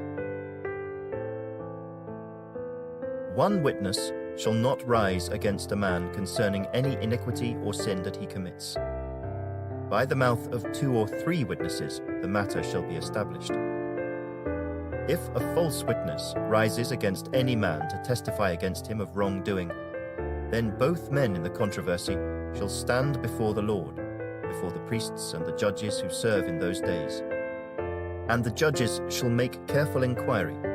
And indeed, if the witness is a false witness, who has testified falsely against his brother, then you shall do to him as he thought to have done to his brother. So you shall put away the evil from among you. And those who remain shall hear and fear, and hereafter they shall not again commit such evil among you. Your eye shall not pity. Life shall be for life, eye for eye, tooth for tooth, hand for hand, foot for foot. Chapter 20. When you go out to battle against your enemies, and see horses and chariots and people more numerous than you, do not be afraid of them. For the Lord your God is with you, who brought you up from the land of Egypt. So it shall be, when you are on the verge of battle, that the priest shall approach and speak to the people. And he shall say to them, Hear, O Israel, today you are on the verge of battle with your enemies. Do not let your heart faint. Do not be afraid, and do not tremble or be terrified because of them. For the Lord your God is he who goes with you, to fight for you against your enemies, to save you. Then the officers shall speak to the people, saying, What man is there who has built a new house, and has not dedicated it? Let him go and return to his house, lest he die in the battle, and another man dedicate it. Also, what man is there who has planted a vineyard and has not eaten of it? Let him go and return to his house, lest he die in the battle, and another man eat of it. And what man is there who is betrothed to a woman and has not married her? Let him go and return to his house, lest he die in the battle, and another man marry her. The officers shall speak further to the people, and say, What man is there who is fearful and faint-hearted? Let him go and return to his house, lest the heart of his brethren faint like his heart. And so it shall be, when the officers have finished speaking to the people, that they shall make captains of the armies to lead the people. When you go near a city to fight against it, then proclaim an offer of peace to it. And it shall be that if they accept your offer of peace and open to you, then all the people who are found in it shall be placed under tribute to you and serve you. Now if the city will not make peace with you, but war against you, then you shall besiege it. And when the Lord your God delivers it into your hands, you shall strike every male in it with the edge of the sword. But the women The little ones, the livestock, and all that is in the city, all its spoil, you shall plunder for yourself. And you shall eat the enemy's plunder which the Lord your God gives you. Thus you shall do to all the cities which are very far from you, which are not of the cities of these nations. But of the cities of these peoples, which the Lord your God gives you as an inheritance, you shall let nothing that breathes remain alive, but you shall utterly destroy them. The Hittite, and the Amorite, and the Canaanite, and the Perizzite, and the Hivite, and the Jebusite, just as the Lord your God has commanded you, lest they teach you to do according to all their abominations which they have done for their gods, and you sin against the Lord your God. When you besiege a city for a long time, while making war against it to take it, you shall not destroy its trees by wielding an axe against them. If you can eat of them, do not cut them down to use in the siege, for the tree of the field is man's food.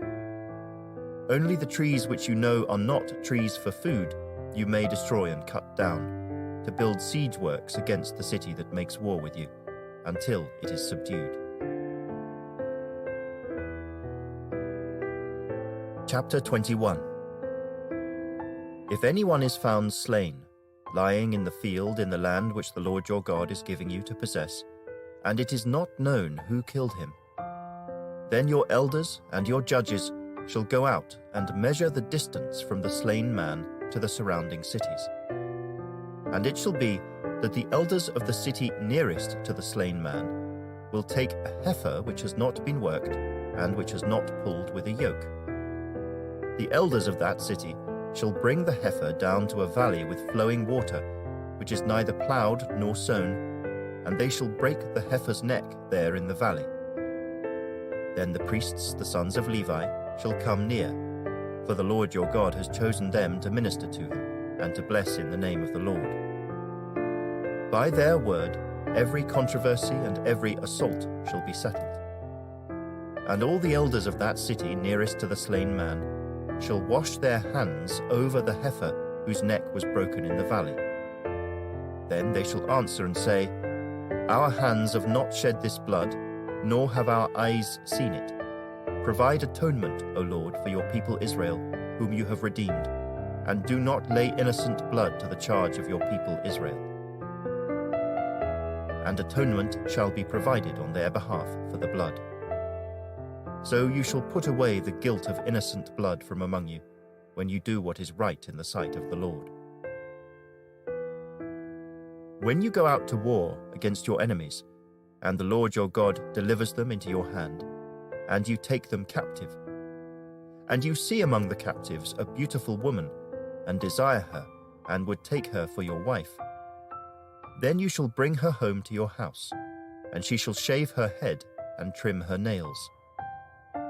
She shall put off the clothes of her captivity, remain in your house, and mourn her father and her mother a full month. After that, you may go into her and be her husband, and she shall be your wife. And it shall be, if you have no delight in her, then you shall set her free, but you shall certainly not sell her for money. You shall not treat her brutally, because you have humbled her.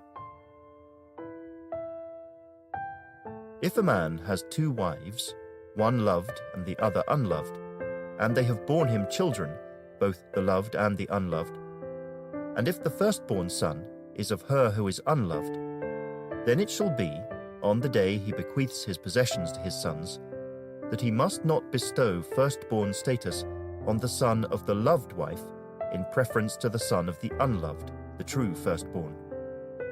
But he shall acknowledge the son of the unloved wife as the firstborn, by giving him a double portion of all that he has, for he is the beginning of his strength.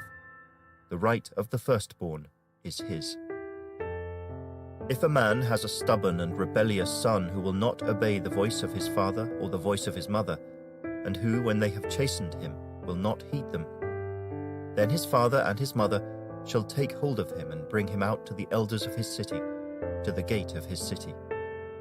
And they shall say to the elders of his city, This son of ours is stubborn and rebellious. He will not obey our voice. He is a glutton and a drunkard. Then all the men of his city shall stone him to death with stones. So you shall put away the evil from among you, and all Israel shall hear and fear. If a man has committed a sin deserving of death, and he is put to death, and you hang him on a tree, his body shall not remain overnight on the tree, but you shall surely bury him that day, so that you do not defile the land which the Lord your God is giving you as an inheritance. For he who is hanged is accursed of God. Chapter 22. You shall not see your brother's ox or his sheep going astray, and hide yourself from them. You shall certainly bring them back to your brother. And if your brother is not near you, or if you do not know him, then you shall bring it to your own house, and it shall remain with you until your brother seeks it. Then you shall restore it to him. You shall do the same with his donkey, and so you shall do with his garment. With any lost thing of your brother's which he has lost and you have found, you shall do likewise. You must not hide yourself. You shall not see your brother's donkey or his ox fall down along the road and hide yourself from them. You shall surely help him lift them up again. A woman shall not wear anything that pertains to a man, nor shall a man put on a woman's garment, for all who do so are an abomination to the Lord your God. If a bird's nest happens to be before you along the way, in any tree or on the ground, with young ones or eggs, with the mother sitting on the young or on the eggs, you shall not take the mother with the young. You shall surely let the mother go, and take the young for yourself, that it may be well with you, and that you may prolong your days. When you build a new house, then you shall make a parapet for your roof, that you may not bring guilt of bloodshed on your household if anyone falls from it. You shall not sow your vineyard with different kinds of seed, lest the yield of the seed which you have sown and the fruit of your vineyard be defiled. You shall not plough with an ox and a donkey together. You shall not wear a garment of different sorts, such as wool and linen mixed together. You shall make tassels on the four corners of the clothing with which you cover yourself.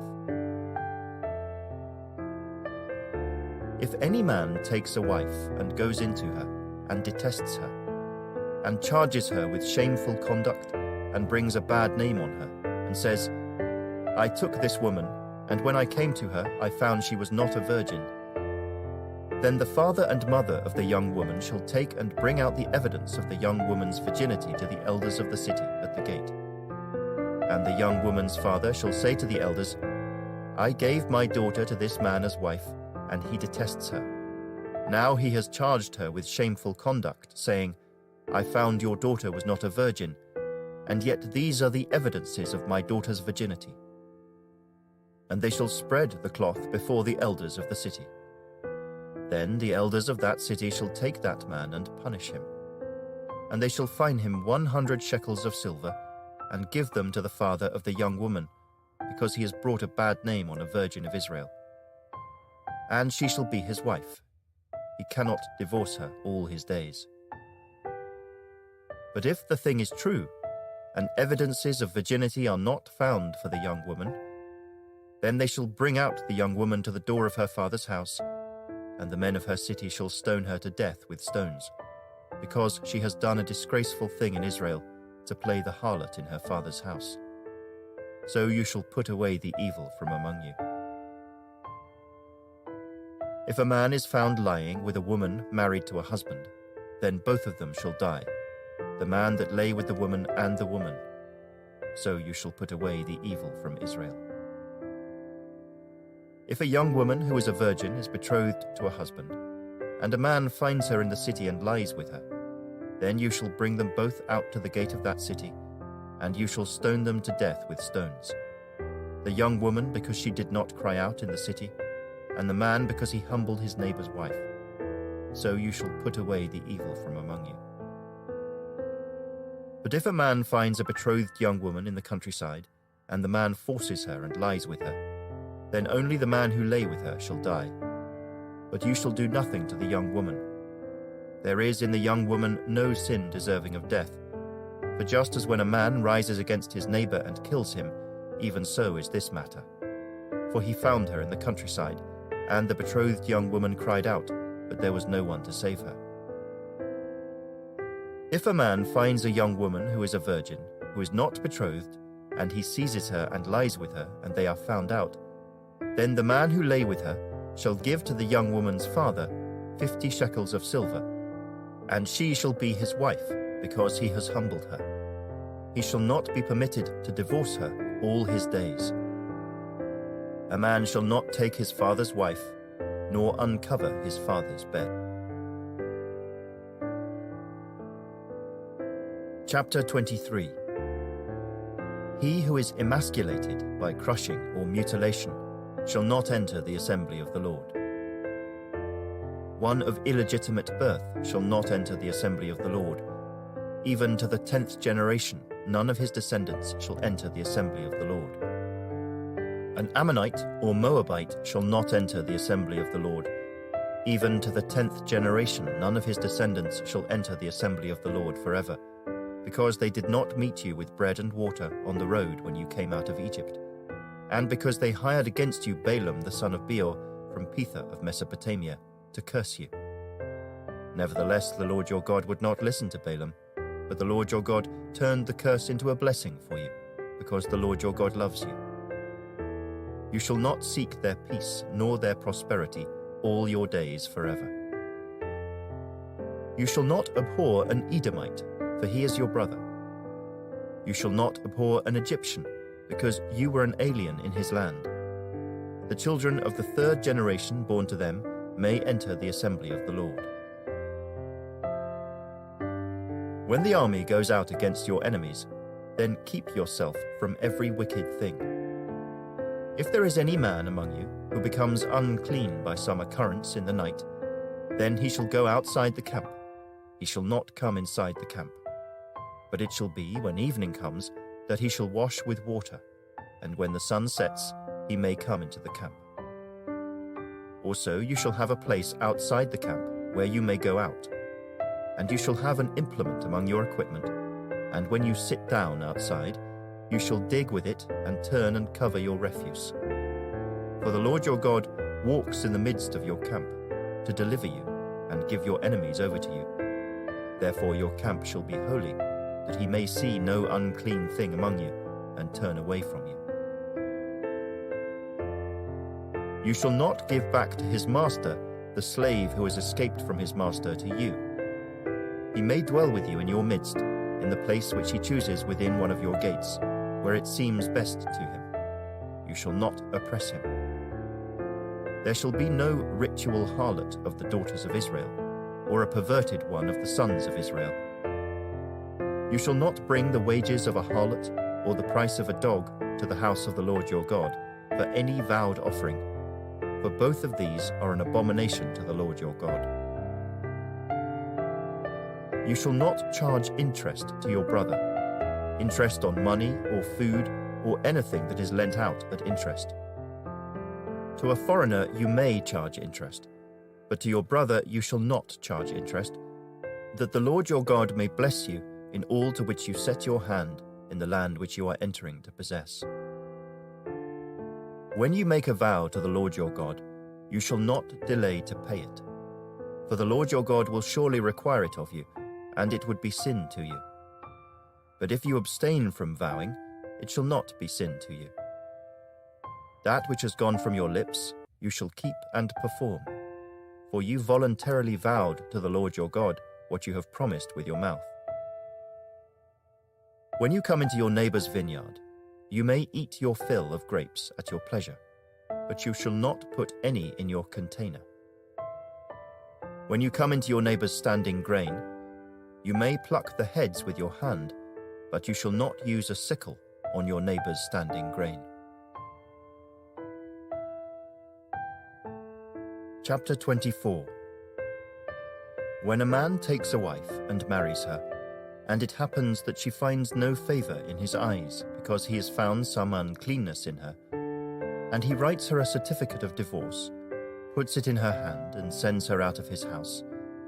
When she has departed from his house, and goes and becomes another man's wife, if the latter husband detests her and writes her a certificate of divorce, puts it in her hand, and sends her out of his house, or if the latter husband dies who took her as his wife, then her former husband who divorced her must not take her back to be his wife after she has been defiled, for that is an abomination before the Lord, and you shall not bring sin on the land which the Lord your God is giving you as an inheritance.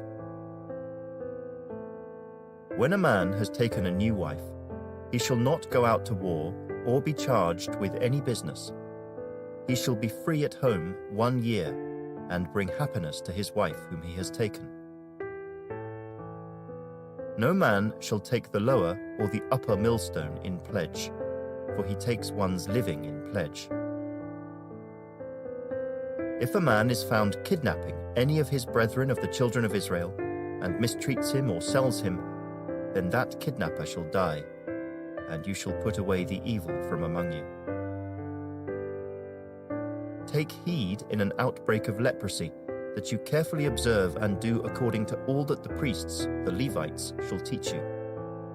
Just as I commanded them, so you shall be careful to do. Remember what the Lord your God did to Miriam on the way when you came out of Egypt.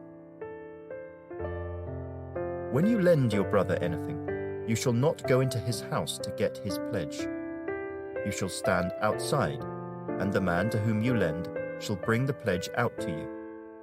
And if the man is poor, you shall not keep his pledge overnight.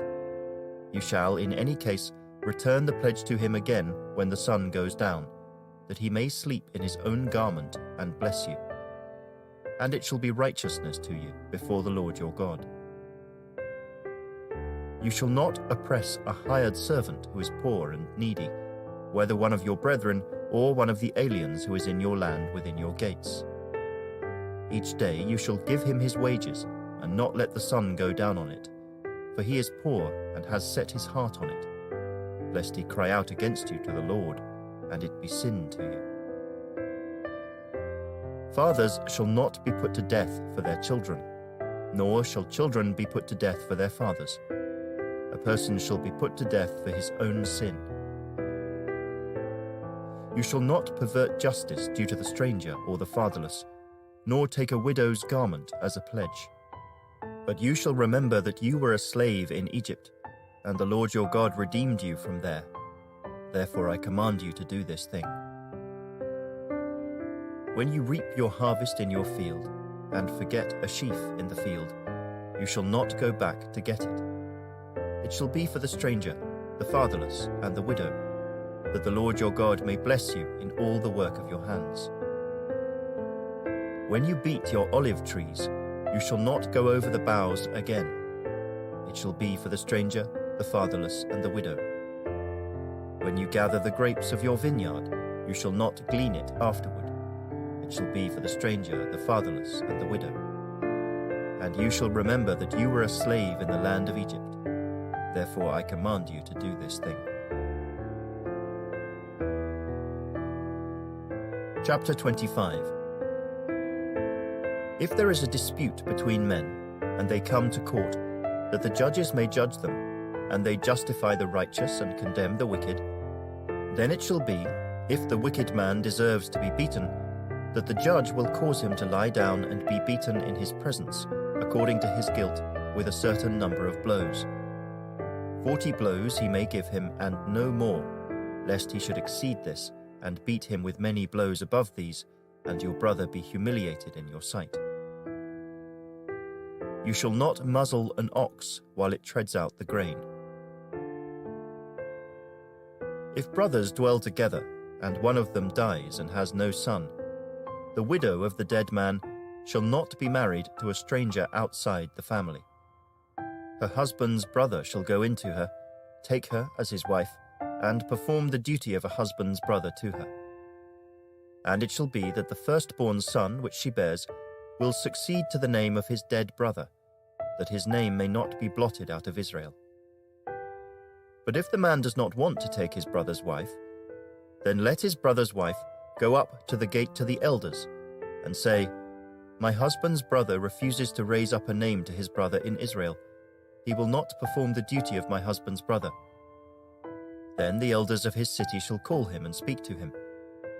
But if he stands firm and says, "I do not want to take her," then his brother's wife shall come to him in the presence of the elders, remove his sandal from his foot, spit in his face, and answer and say, "So shall it be done to the man who will not build up his brother's house."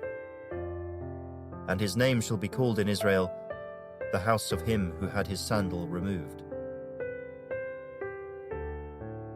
If two men fight together, and the wife of one draws near to rescue her husband from the hand of the one attacking him, and puts out her hand and seizes him by the genitals, then you shall cut off her hand.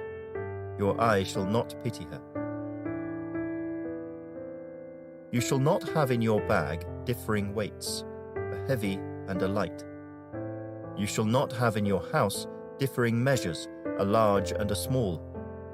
You shall have a perfect and just weight, a perfect and just measure, that your days may be lengthened in the land which the Lord your God is giving you. For all who do such things, all who behave unrighteously, are an abomination to the Lord your God. Remember what Amalek did to you on the way as you were coming out of Egypt, how he met you on the way and attacked your rear ranks, all the stragglers at your rear, when you were tired and weary, and he did not fear God. Therefore it shall be, when the Lord your God has given you rest from your enemies all around, in the land which the Lord your God is giving you to possess as an inheritance, that you will blot out the remembrance of Amalek from under heaven. You shall not forget. Chapter 26. And it shall be, when you come into the land which the Lord your God is giving you as an inheritance, and you possess it and dwell in it, that you shall take some of the first of all the produce of the ground, which you shall bring from your land that the Lord your God is giving you, and put it in a basket, and go to the place where the Lord your God chooses to make his name abide. And you shall go to the one who is priest in those days, and say to him, "I declare today to the Lord your God that I have come to the country which the Lord swore to our fathers to give us." Then the priest shall take the basket out of your hand, and set it down before the altar of the Lord your God.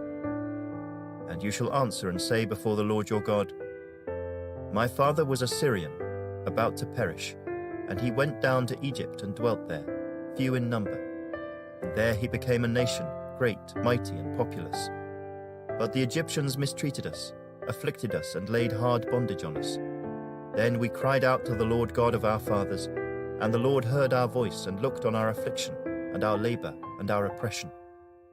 So the Lord brought us out of Egypt with a mighty hand and with an outstretched arm, with great terror and with signs and wonders. He has brought us to this place and has given us this land, a land flowing with milk and honey. And now, behold, I have brought the first fruits of the land which you, O Lord, have given me. Then you shall set it before the Lord your God, and worship before the Lord your God. So you shall rejoice in every good thing which the Lord your God has given to you and your house, you and the Levite and the stranger who is among you.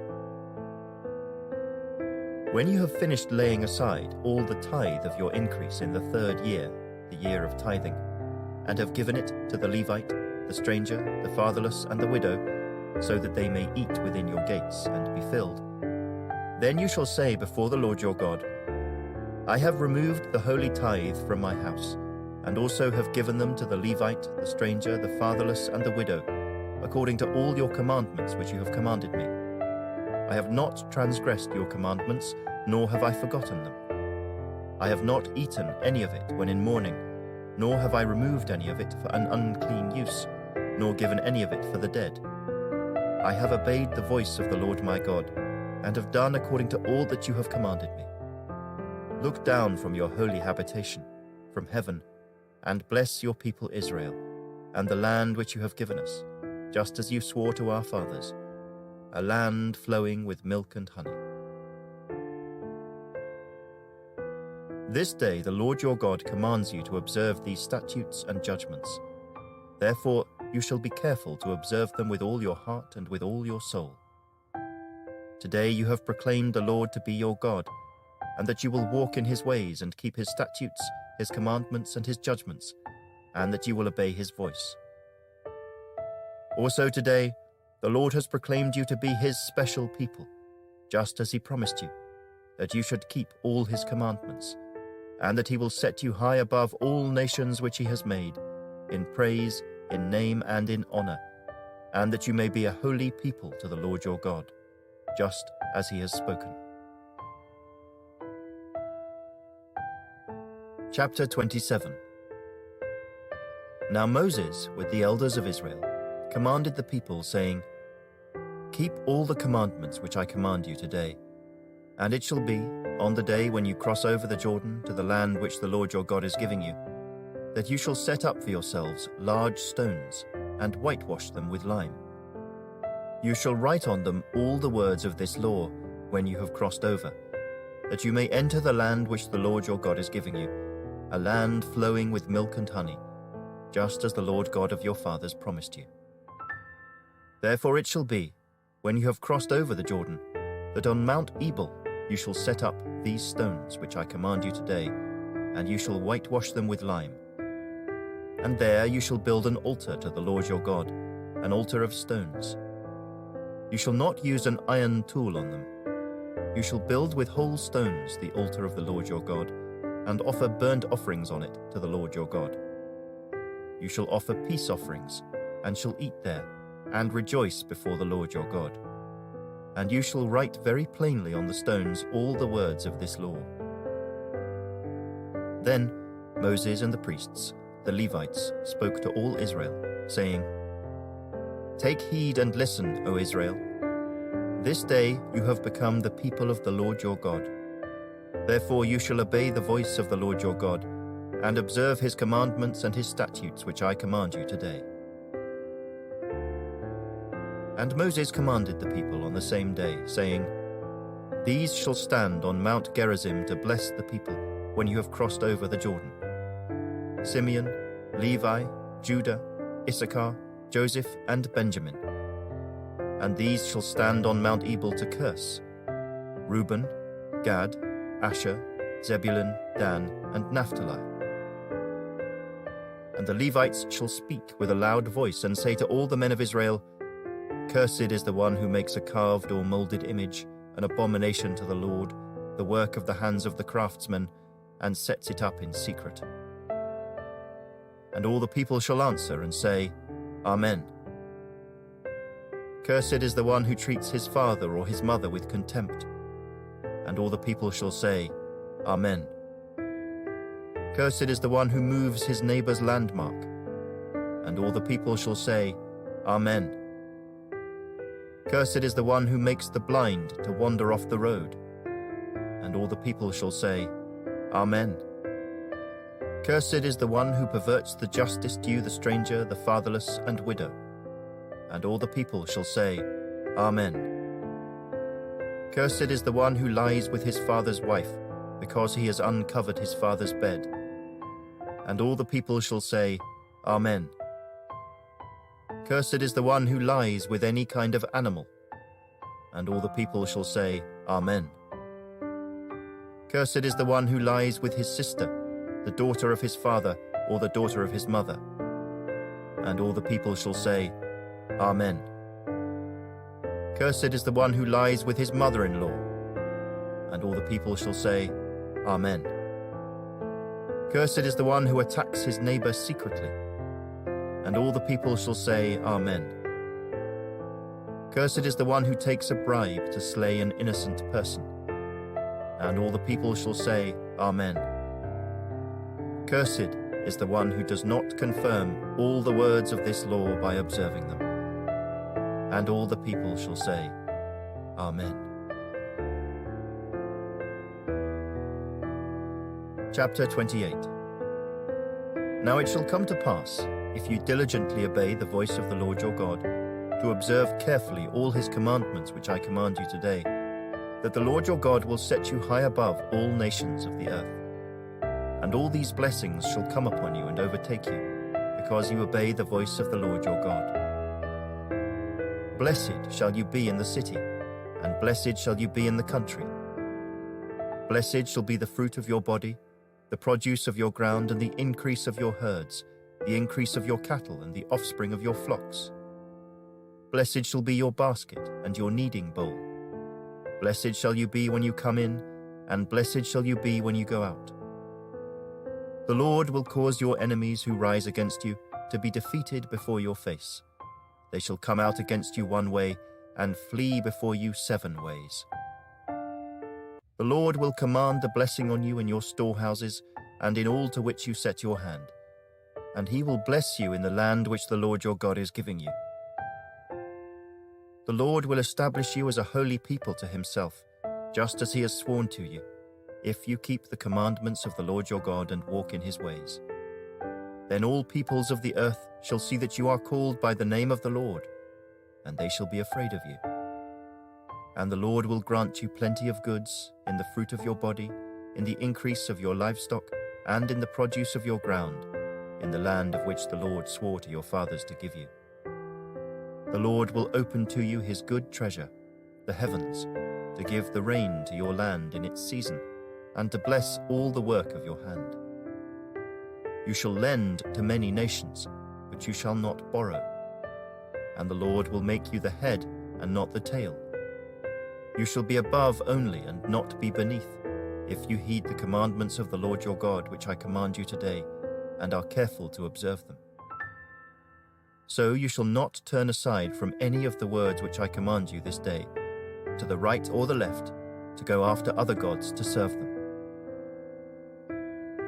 But it shall come to pass, if you do not obey the voice of the Lord your God, to observe carefully all his commandments and statutes which I command you today, that all these curses will come upon you and overtake you.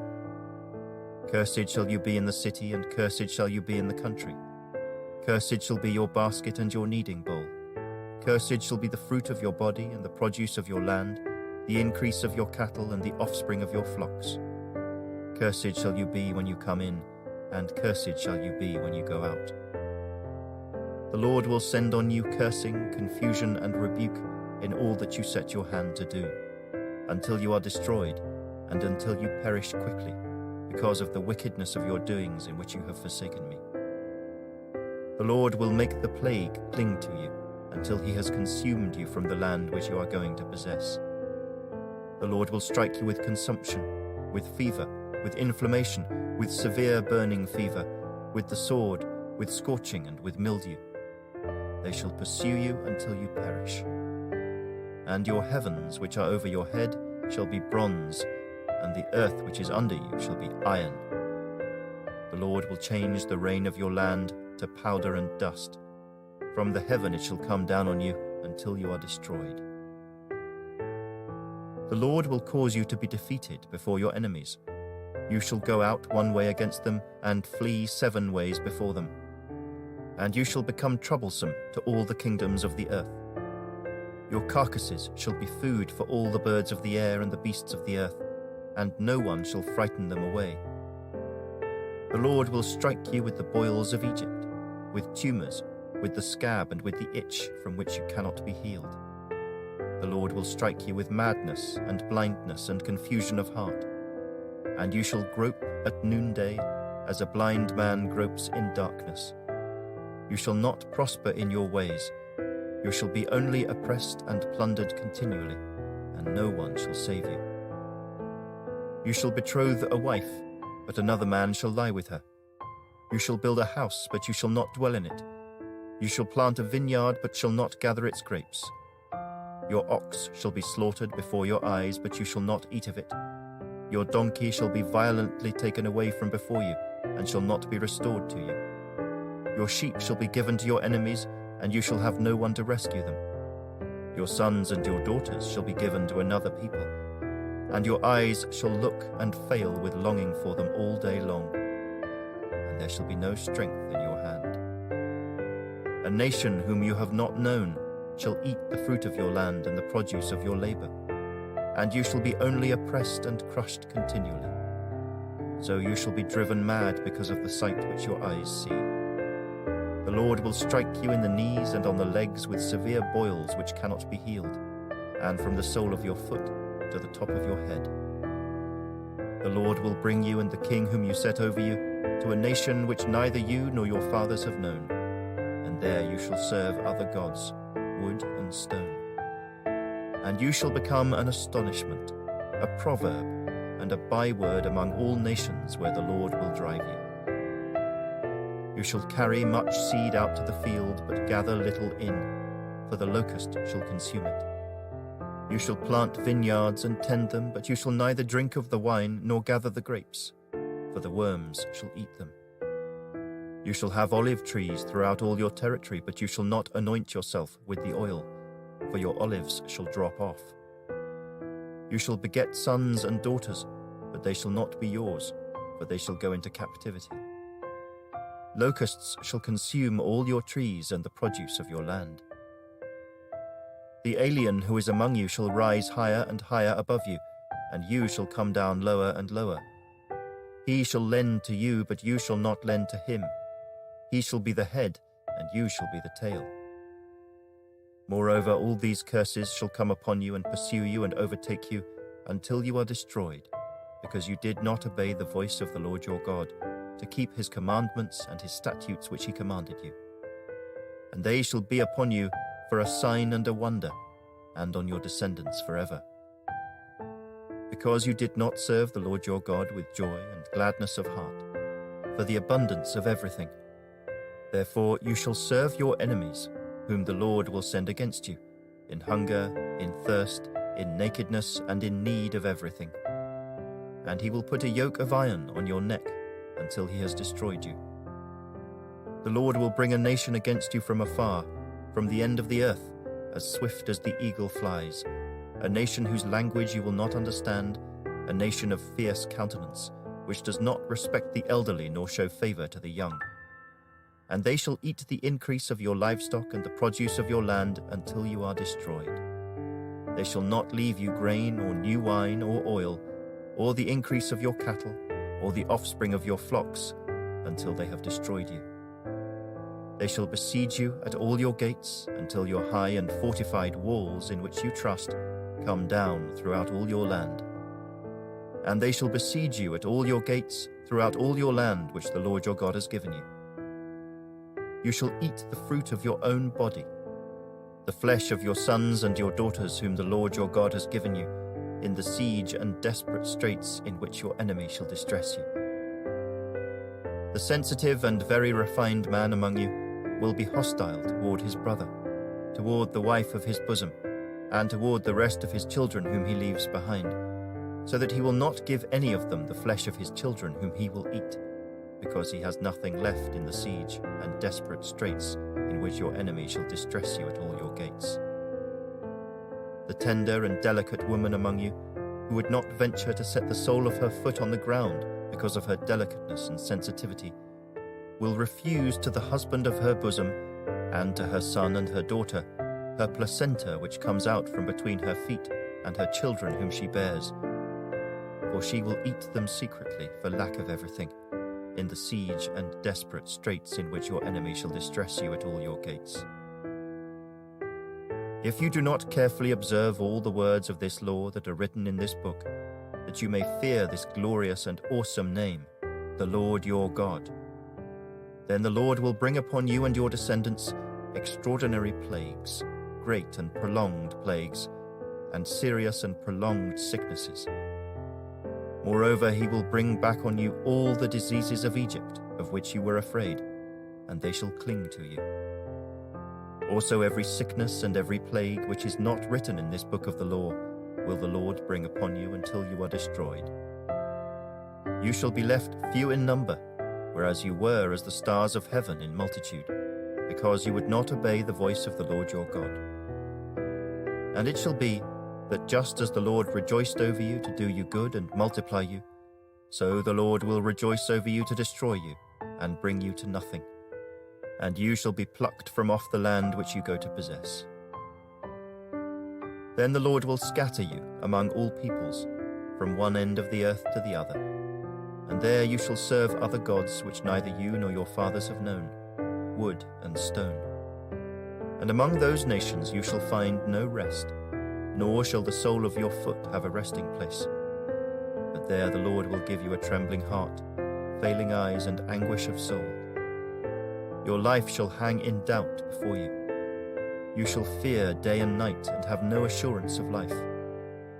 In the morning you shall say, "Oh, that it were evening."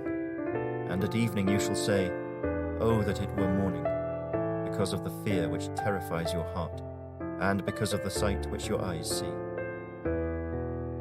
And the Lord will take you back to Egypt in ships, by the way of which I said to you, "You shall never see it again." And there you shall be offered for sale to your enemies as male and female slaves, but no one will buy you. Chapter 29. These are the words of the covenant which the Lord commanded Moses to make with the children of Israel in the land of Moab, besides the covenant which he made with them in Horeb. Now Moses called all Israel and said to them, "You have seen all that the Lord did before your eyes in the land of Egypt, to Pharaoh and to all his servants and to all his land, the great trials which your eyes have seen, the signs and those great wonders. Yet the Lord has not given you a heart to perceive, and eyes to see, and ears to hear, to this very day. And I have led you 40 years in the wilderness. Your clothes have not worn out on you, and your sandals have not worn out on your feet. You have not eaten bread, nor have you drunk wine or similar drink, that you may know that I am the Lord your God. And when you came to this place, Sihon, king of Heshbon, and Og, king of Bashan, came out against us to battle, and we conquered them. We took their land and gave it as an inheritance to the Reubenites, to the Gadites, and to half the tribe of Manasseh. Therefore, keep the words of this covenant, and do them, that you may prosper in all that you do. All of you stand today before the Lord your God, your leaders and your tribes and your elders and your officers, all the men of Israel, your little ones and your wives, also the stranger who is in your camp, from the one who cuts your wood to the one who draws your water, that you may enter into covenant with the Lord your God, and into his oath, which the Lord your God makes with you today, that he may establish you today as a people for himself, and that he may be God to you, just as he has spoken to you, and just as he has sworn to your fathers, to Abraham, Isaac, and Jacob. I make this covenant and this oath, not with you alone, but with him who stands here with us today before the Lord our God, as well as with him who is not here with us today. For you know that we dwelt in the land of Egypt, and that we came through the nations which you passed by, and you saw their abominations and their idols which were among them, wood and stone and silver and gold. So that there may not be among you man or woman or family or tribe whose heart turns away today from the Lord our God, to go and serve the gods of these nations, and that there may not be among you a root bearing bitterness or wormwood. And so it may not happen, when he hears the words of this curse, that he blesses himself in his heart, saying, I shall have peace, even though I follow the dictates of my heart, as though the drunkard could be included with the sober.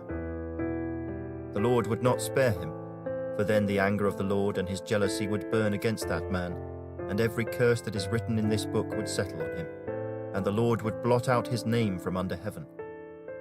And the Lord would separate him from all the tribes of Israel for adversity, according to all the curses of the covenant that are written in this book of the law, so that the coming generation of your children who rise up after you, and the foreigner who comes from a far land would say, when they see the plagues of that land and the sickness which the Lord has laid on it, the whole land is brimstone, salt and burning. It is not sown, nor does it bear, nor does any grass grow there, like the overthrow of Sodom and Gomorrah, Admah and Zeboim, which the Lord overthrew in his anger and his wrath. All nations would say, why has the Lord done so to this land? What does the heat of this great anger mean? Then people would say, because they have forsaken the covenant of the Lord God of their fathers, which he made with them when he brought them out of the land of Egypt. For they went and served other gods and worshipped them, gods that they did not know and that he had not given to them. Then the anger of the Lord was aroused against this land, to bring on it every curse that is written in this book. And the Lord uprooted them from their land in anger, in wrath, and in great indignation, and cast them into another land, as it is this day.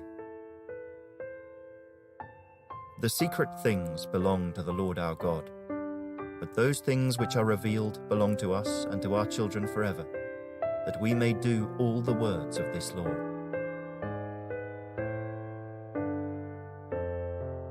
Chapter 30.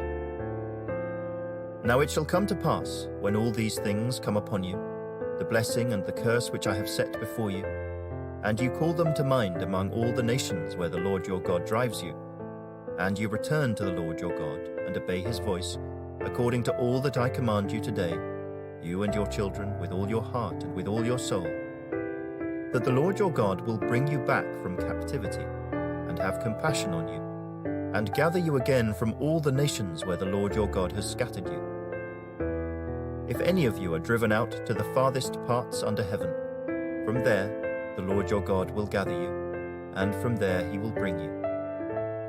Then the Lord your God will bring you to the land which your fathers possessed, and you shall possess it.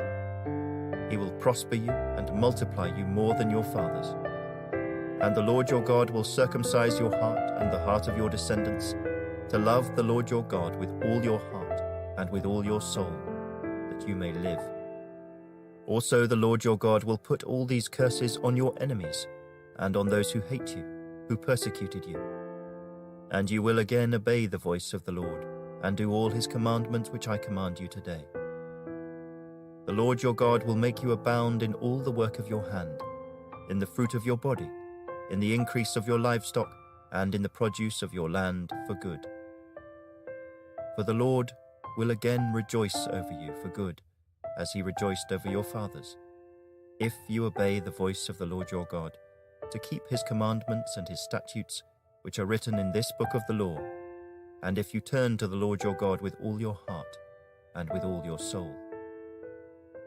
For this commandment which I command you today is not too mysterious for you, nor is it far off. It is not in heaven that you should say, who will ascend into heaven for us and bring it to us, that we may hear it and do it?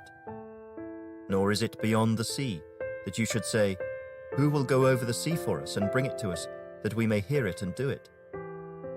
But the word is very near you, in your mouth and in your heart, that you may do it.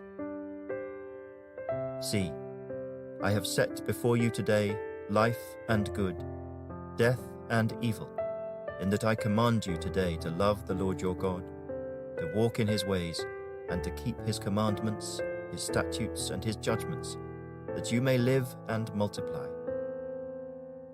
And the Lord your God will bless you in the land which you go to possess. But if your heart turns away so that you do not hear, and are drawn away and worship other gods and serve them, I announce to you today that you shall surely perish.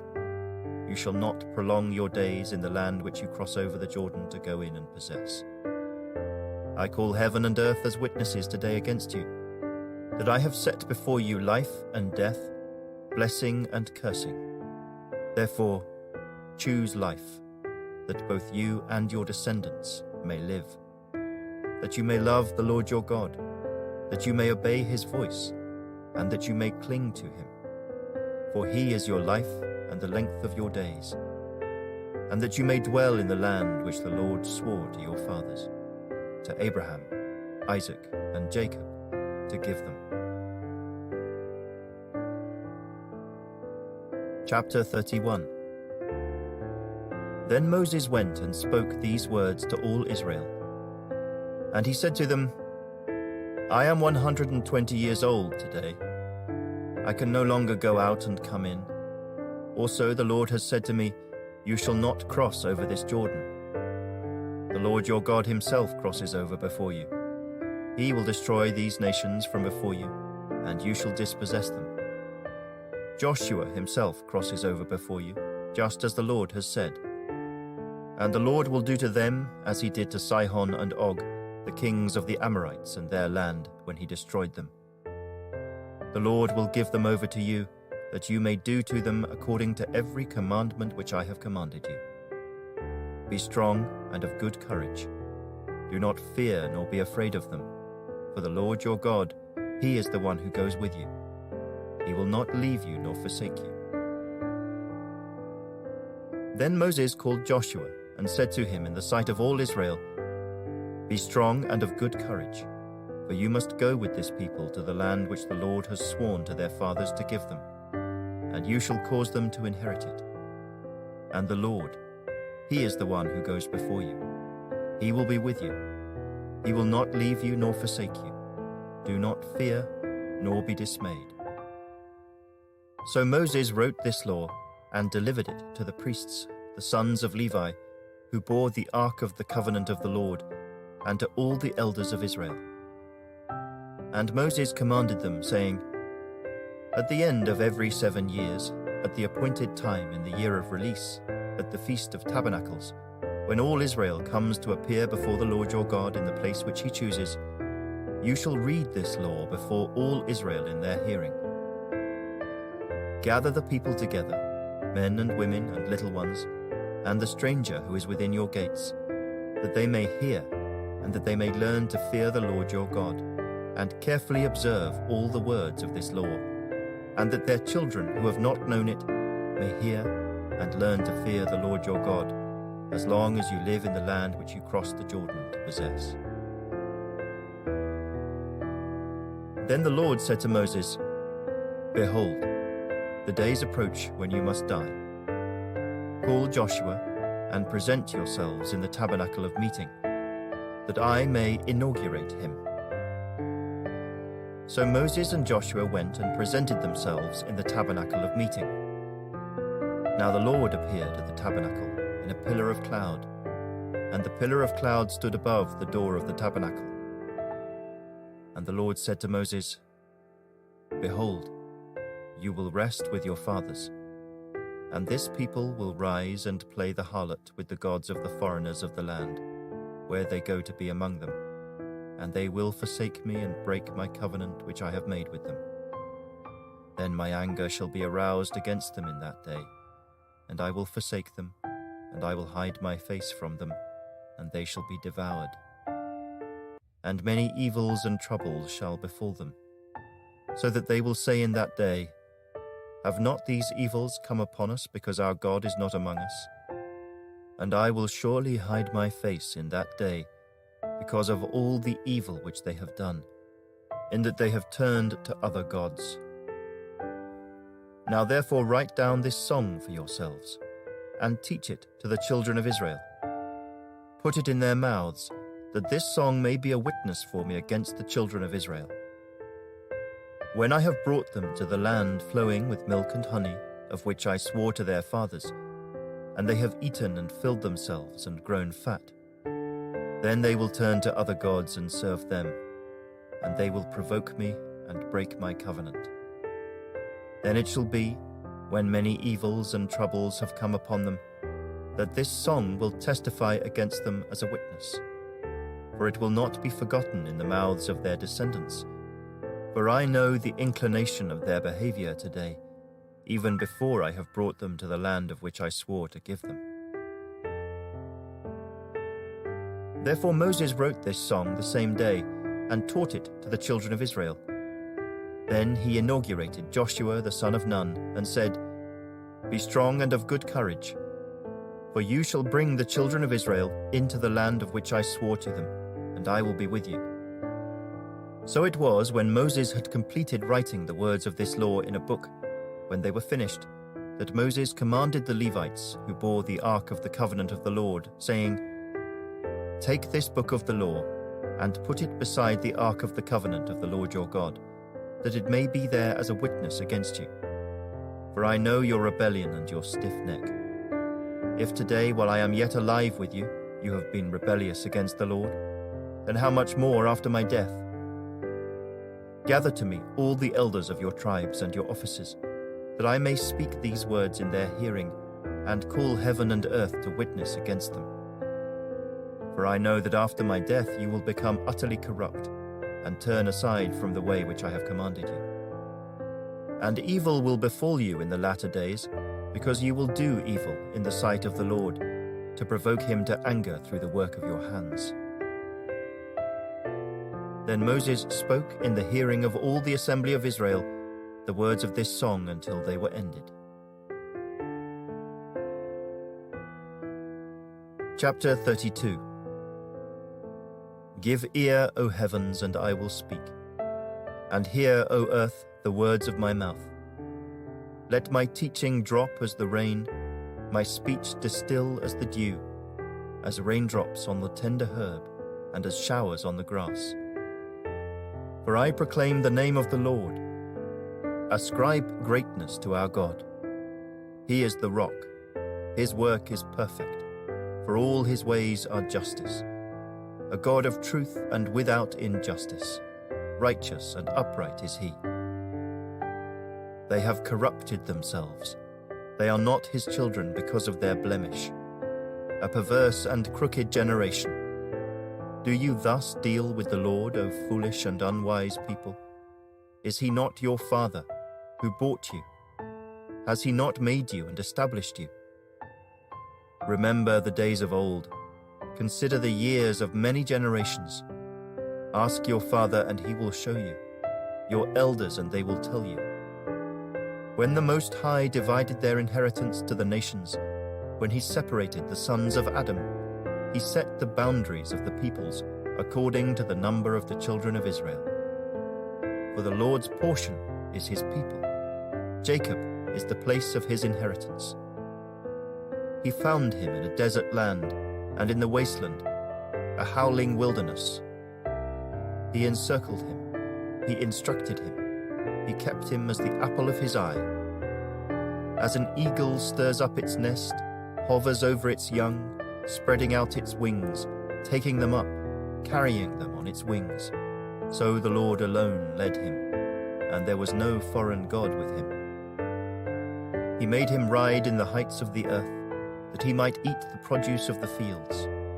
He made him draw honey from the rock, and oil from the flinty rock, curds from the cattle, and milk of the flock, with fat of lambs, and rams of the breed of Bashan, and goats, with the choicest wheat. And you drank wine, the blood of the grapes. But Jeshurun grew fat and kicked. You grew fat, you grew thick, you are obese. Then he forsook God who made him, and scornfully esteemed the rock of his salvation. They provoked him to jealousy with foreign gods. With abominations they provoked him to anger. They sacrificed to demons, not to God, to gods they did not know, to new gods, new arrivals that your fathers did not fear. Of the rock who begot you, you are unmindful, and have forgotten the God who fathered you. And when the Lord saw it, he spurned them because of the provocation of his sons and his daughters. And he said, I will hide my face from them. I will see what their end will be, for they are a perverse generation, children in whom is no faith. They have provoked me to jealousy by what is not God. They have moved me to anger by their foolish idols. But I will provoke them to jealousy by those who are not a nation. I will move them to anger by a foolish nation. For a fire is kindled in my anger, and shall burn to the lowest hell. It shall consume the earth with her increase, and set on fire the foundations of the mountains. I will heap disasters on them. I will spend my arrows on them. They shall be wasted with hunger, devoured by pestilence and bitter destruction. I will also send against them the teeth of beasts, with the poison of serpents of the dust. The sword shall destroy outside. There shall be terror within, for the young man and virgin, the nursing child with the man of grey hairs. I would have said, I will dash them in pieces. I will make the memory of them to cease from among men.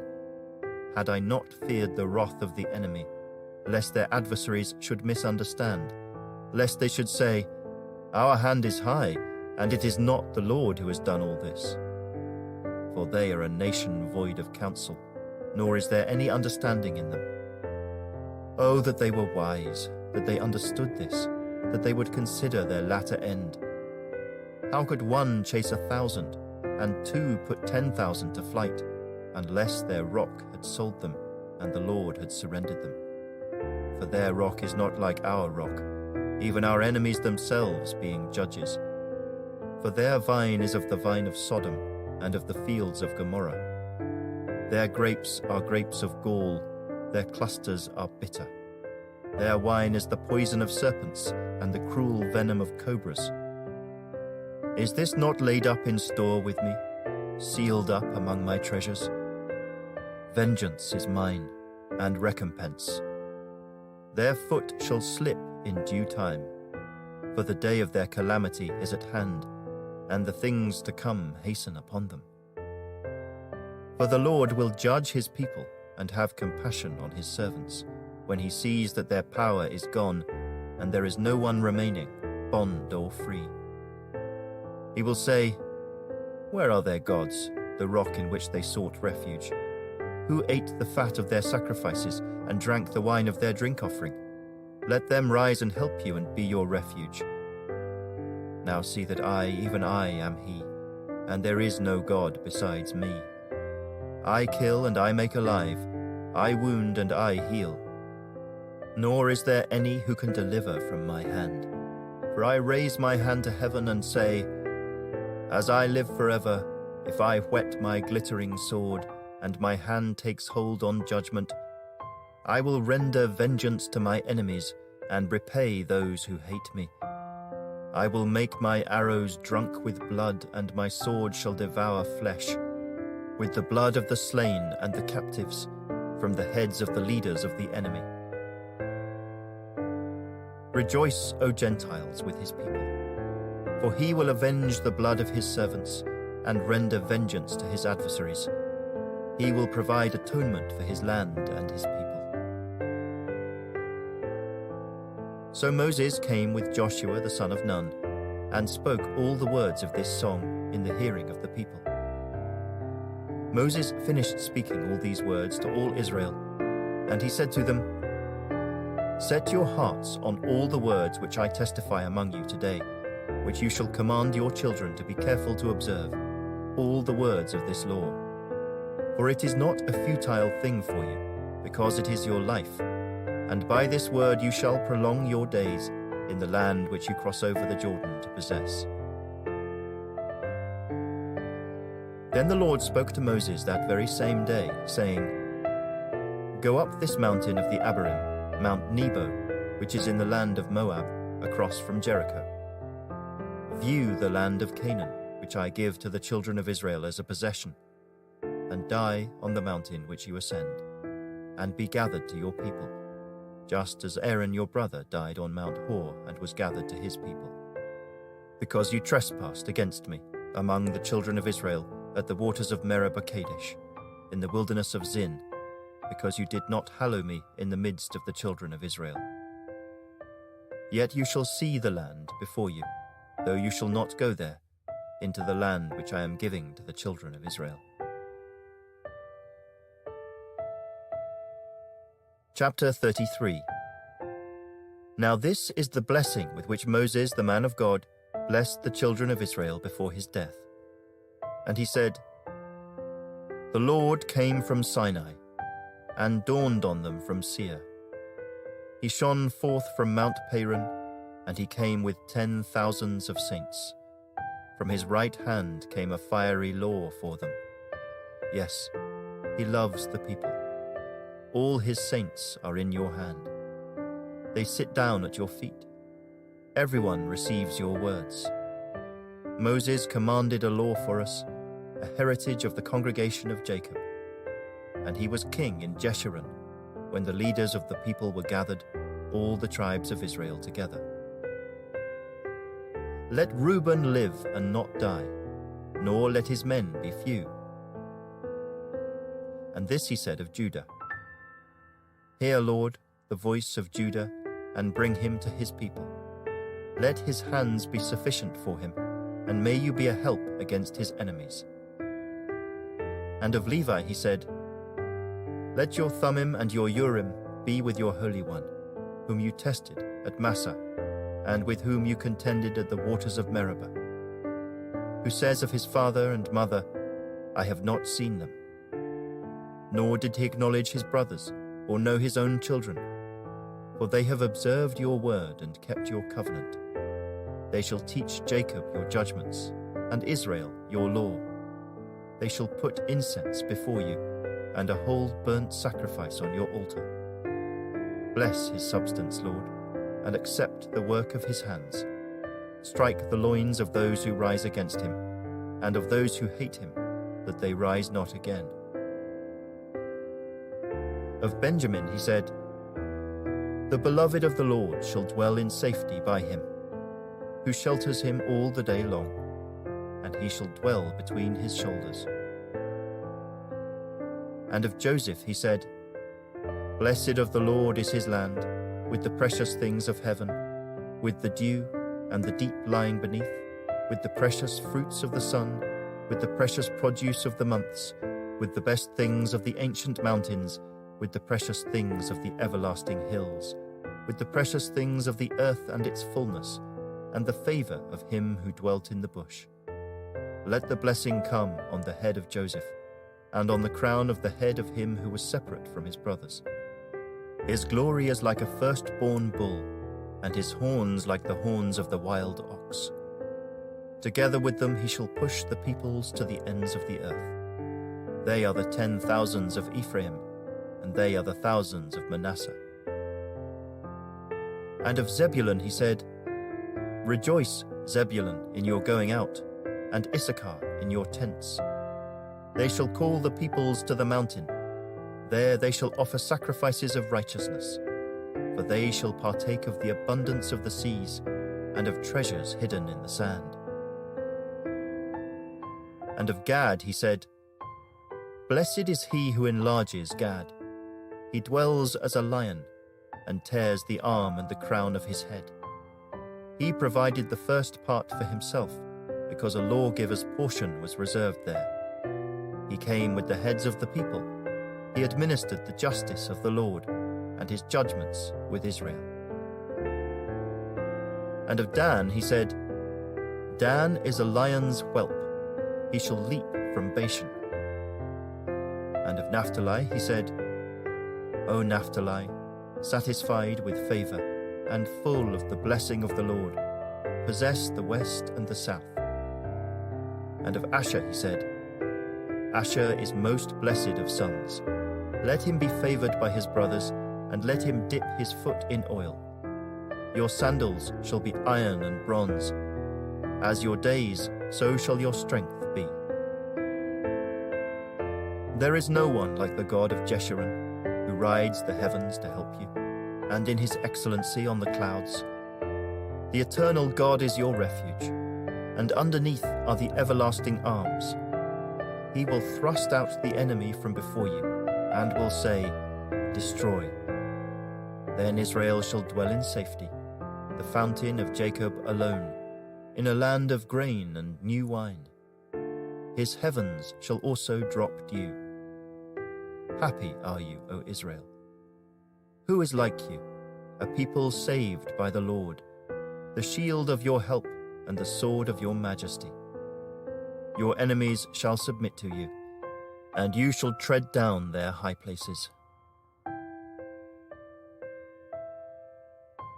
Chapter 34. Then Moses went up from the plains of Moab to Mount Nebo, to the top of Pisgah, which is across from Jericho.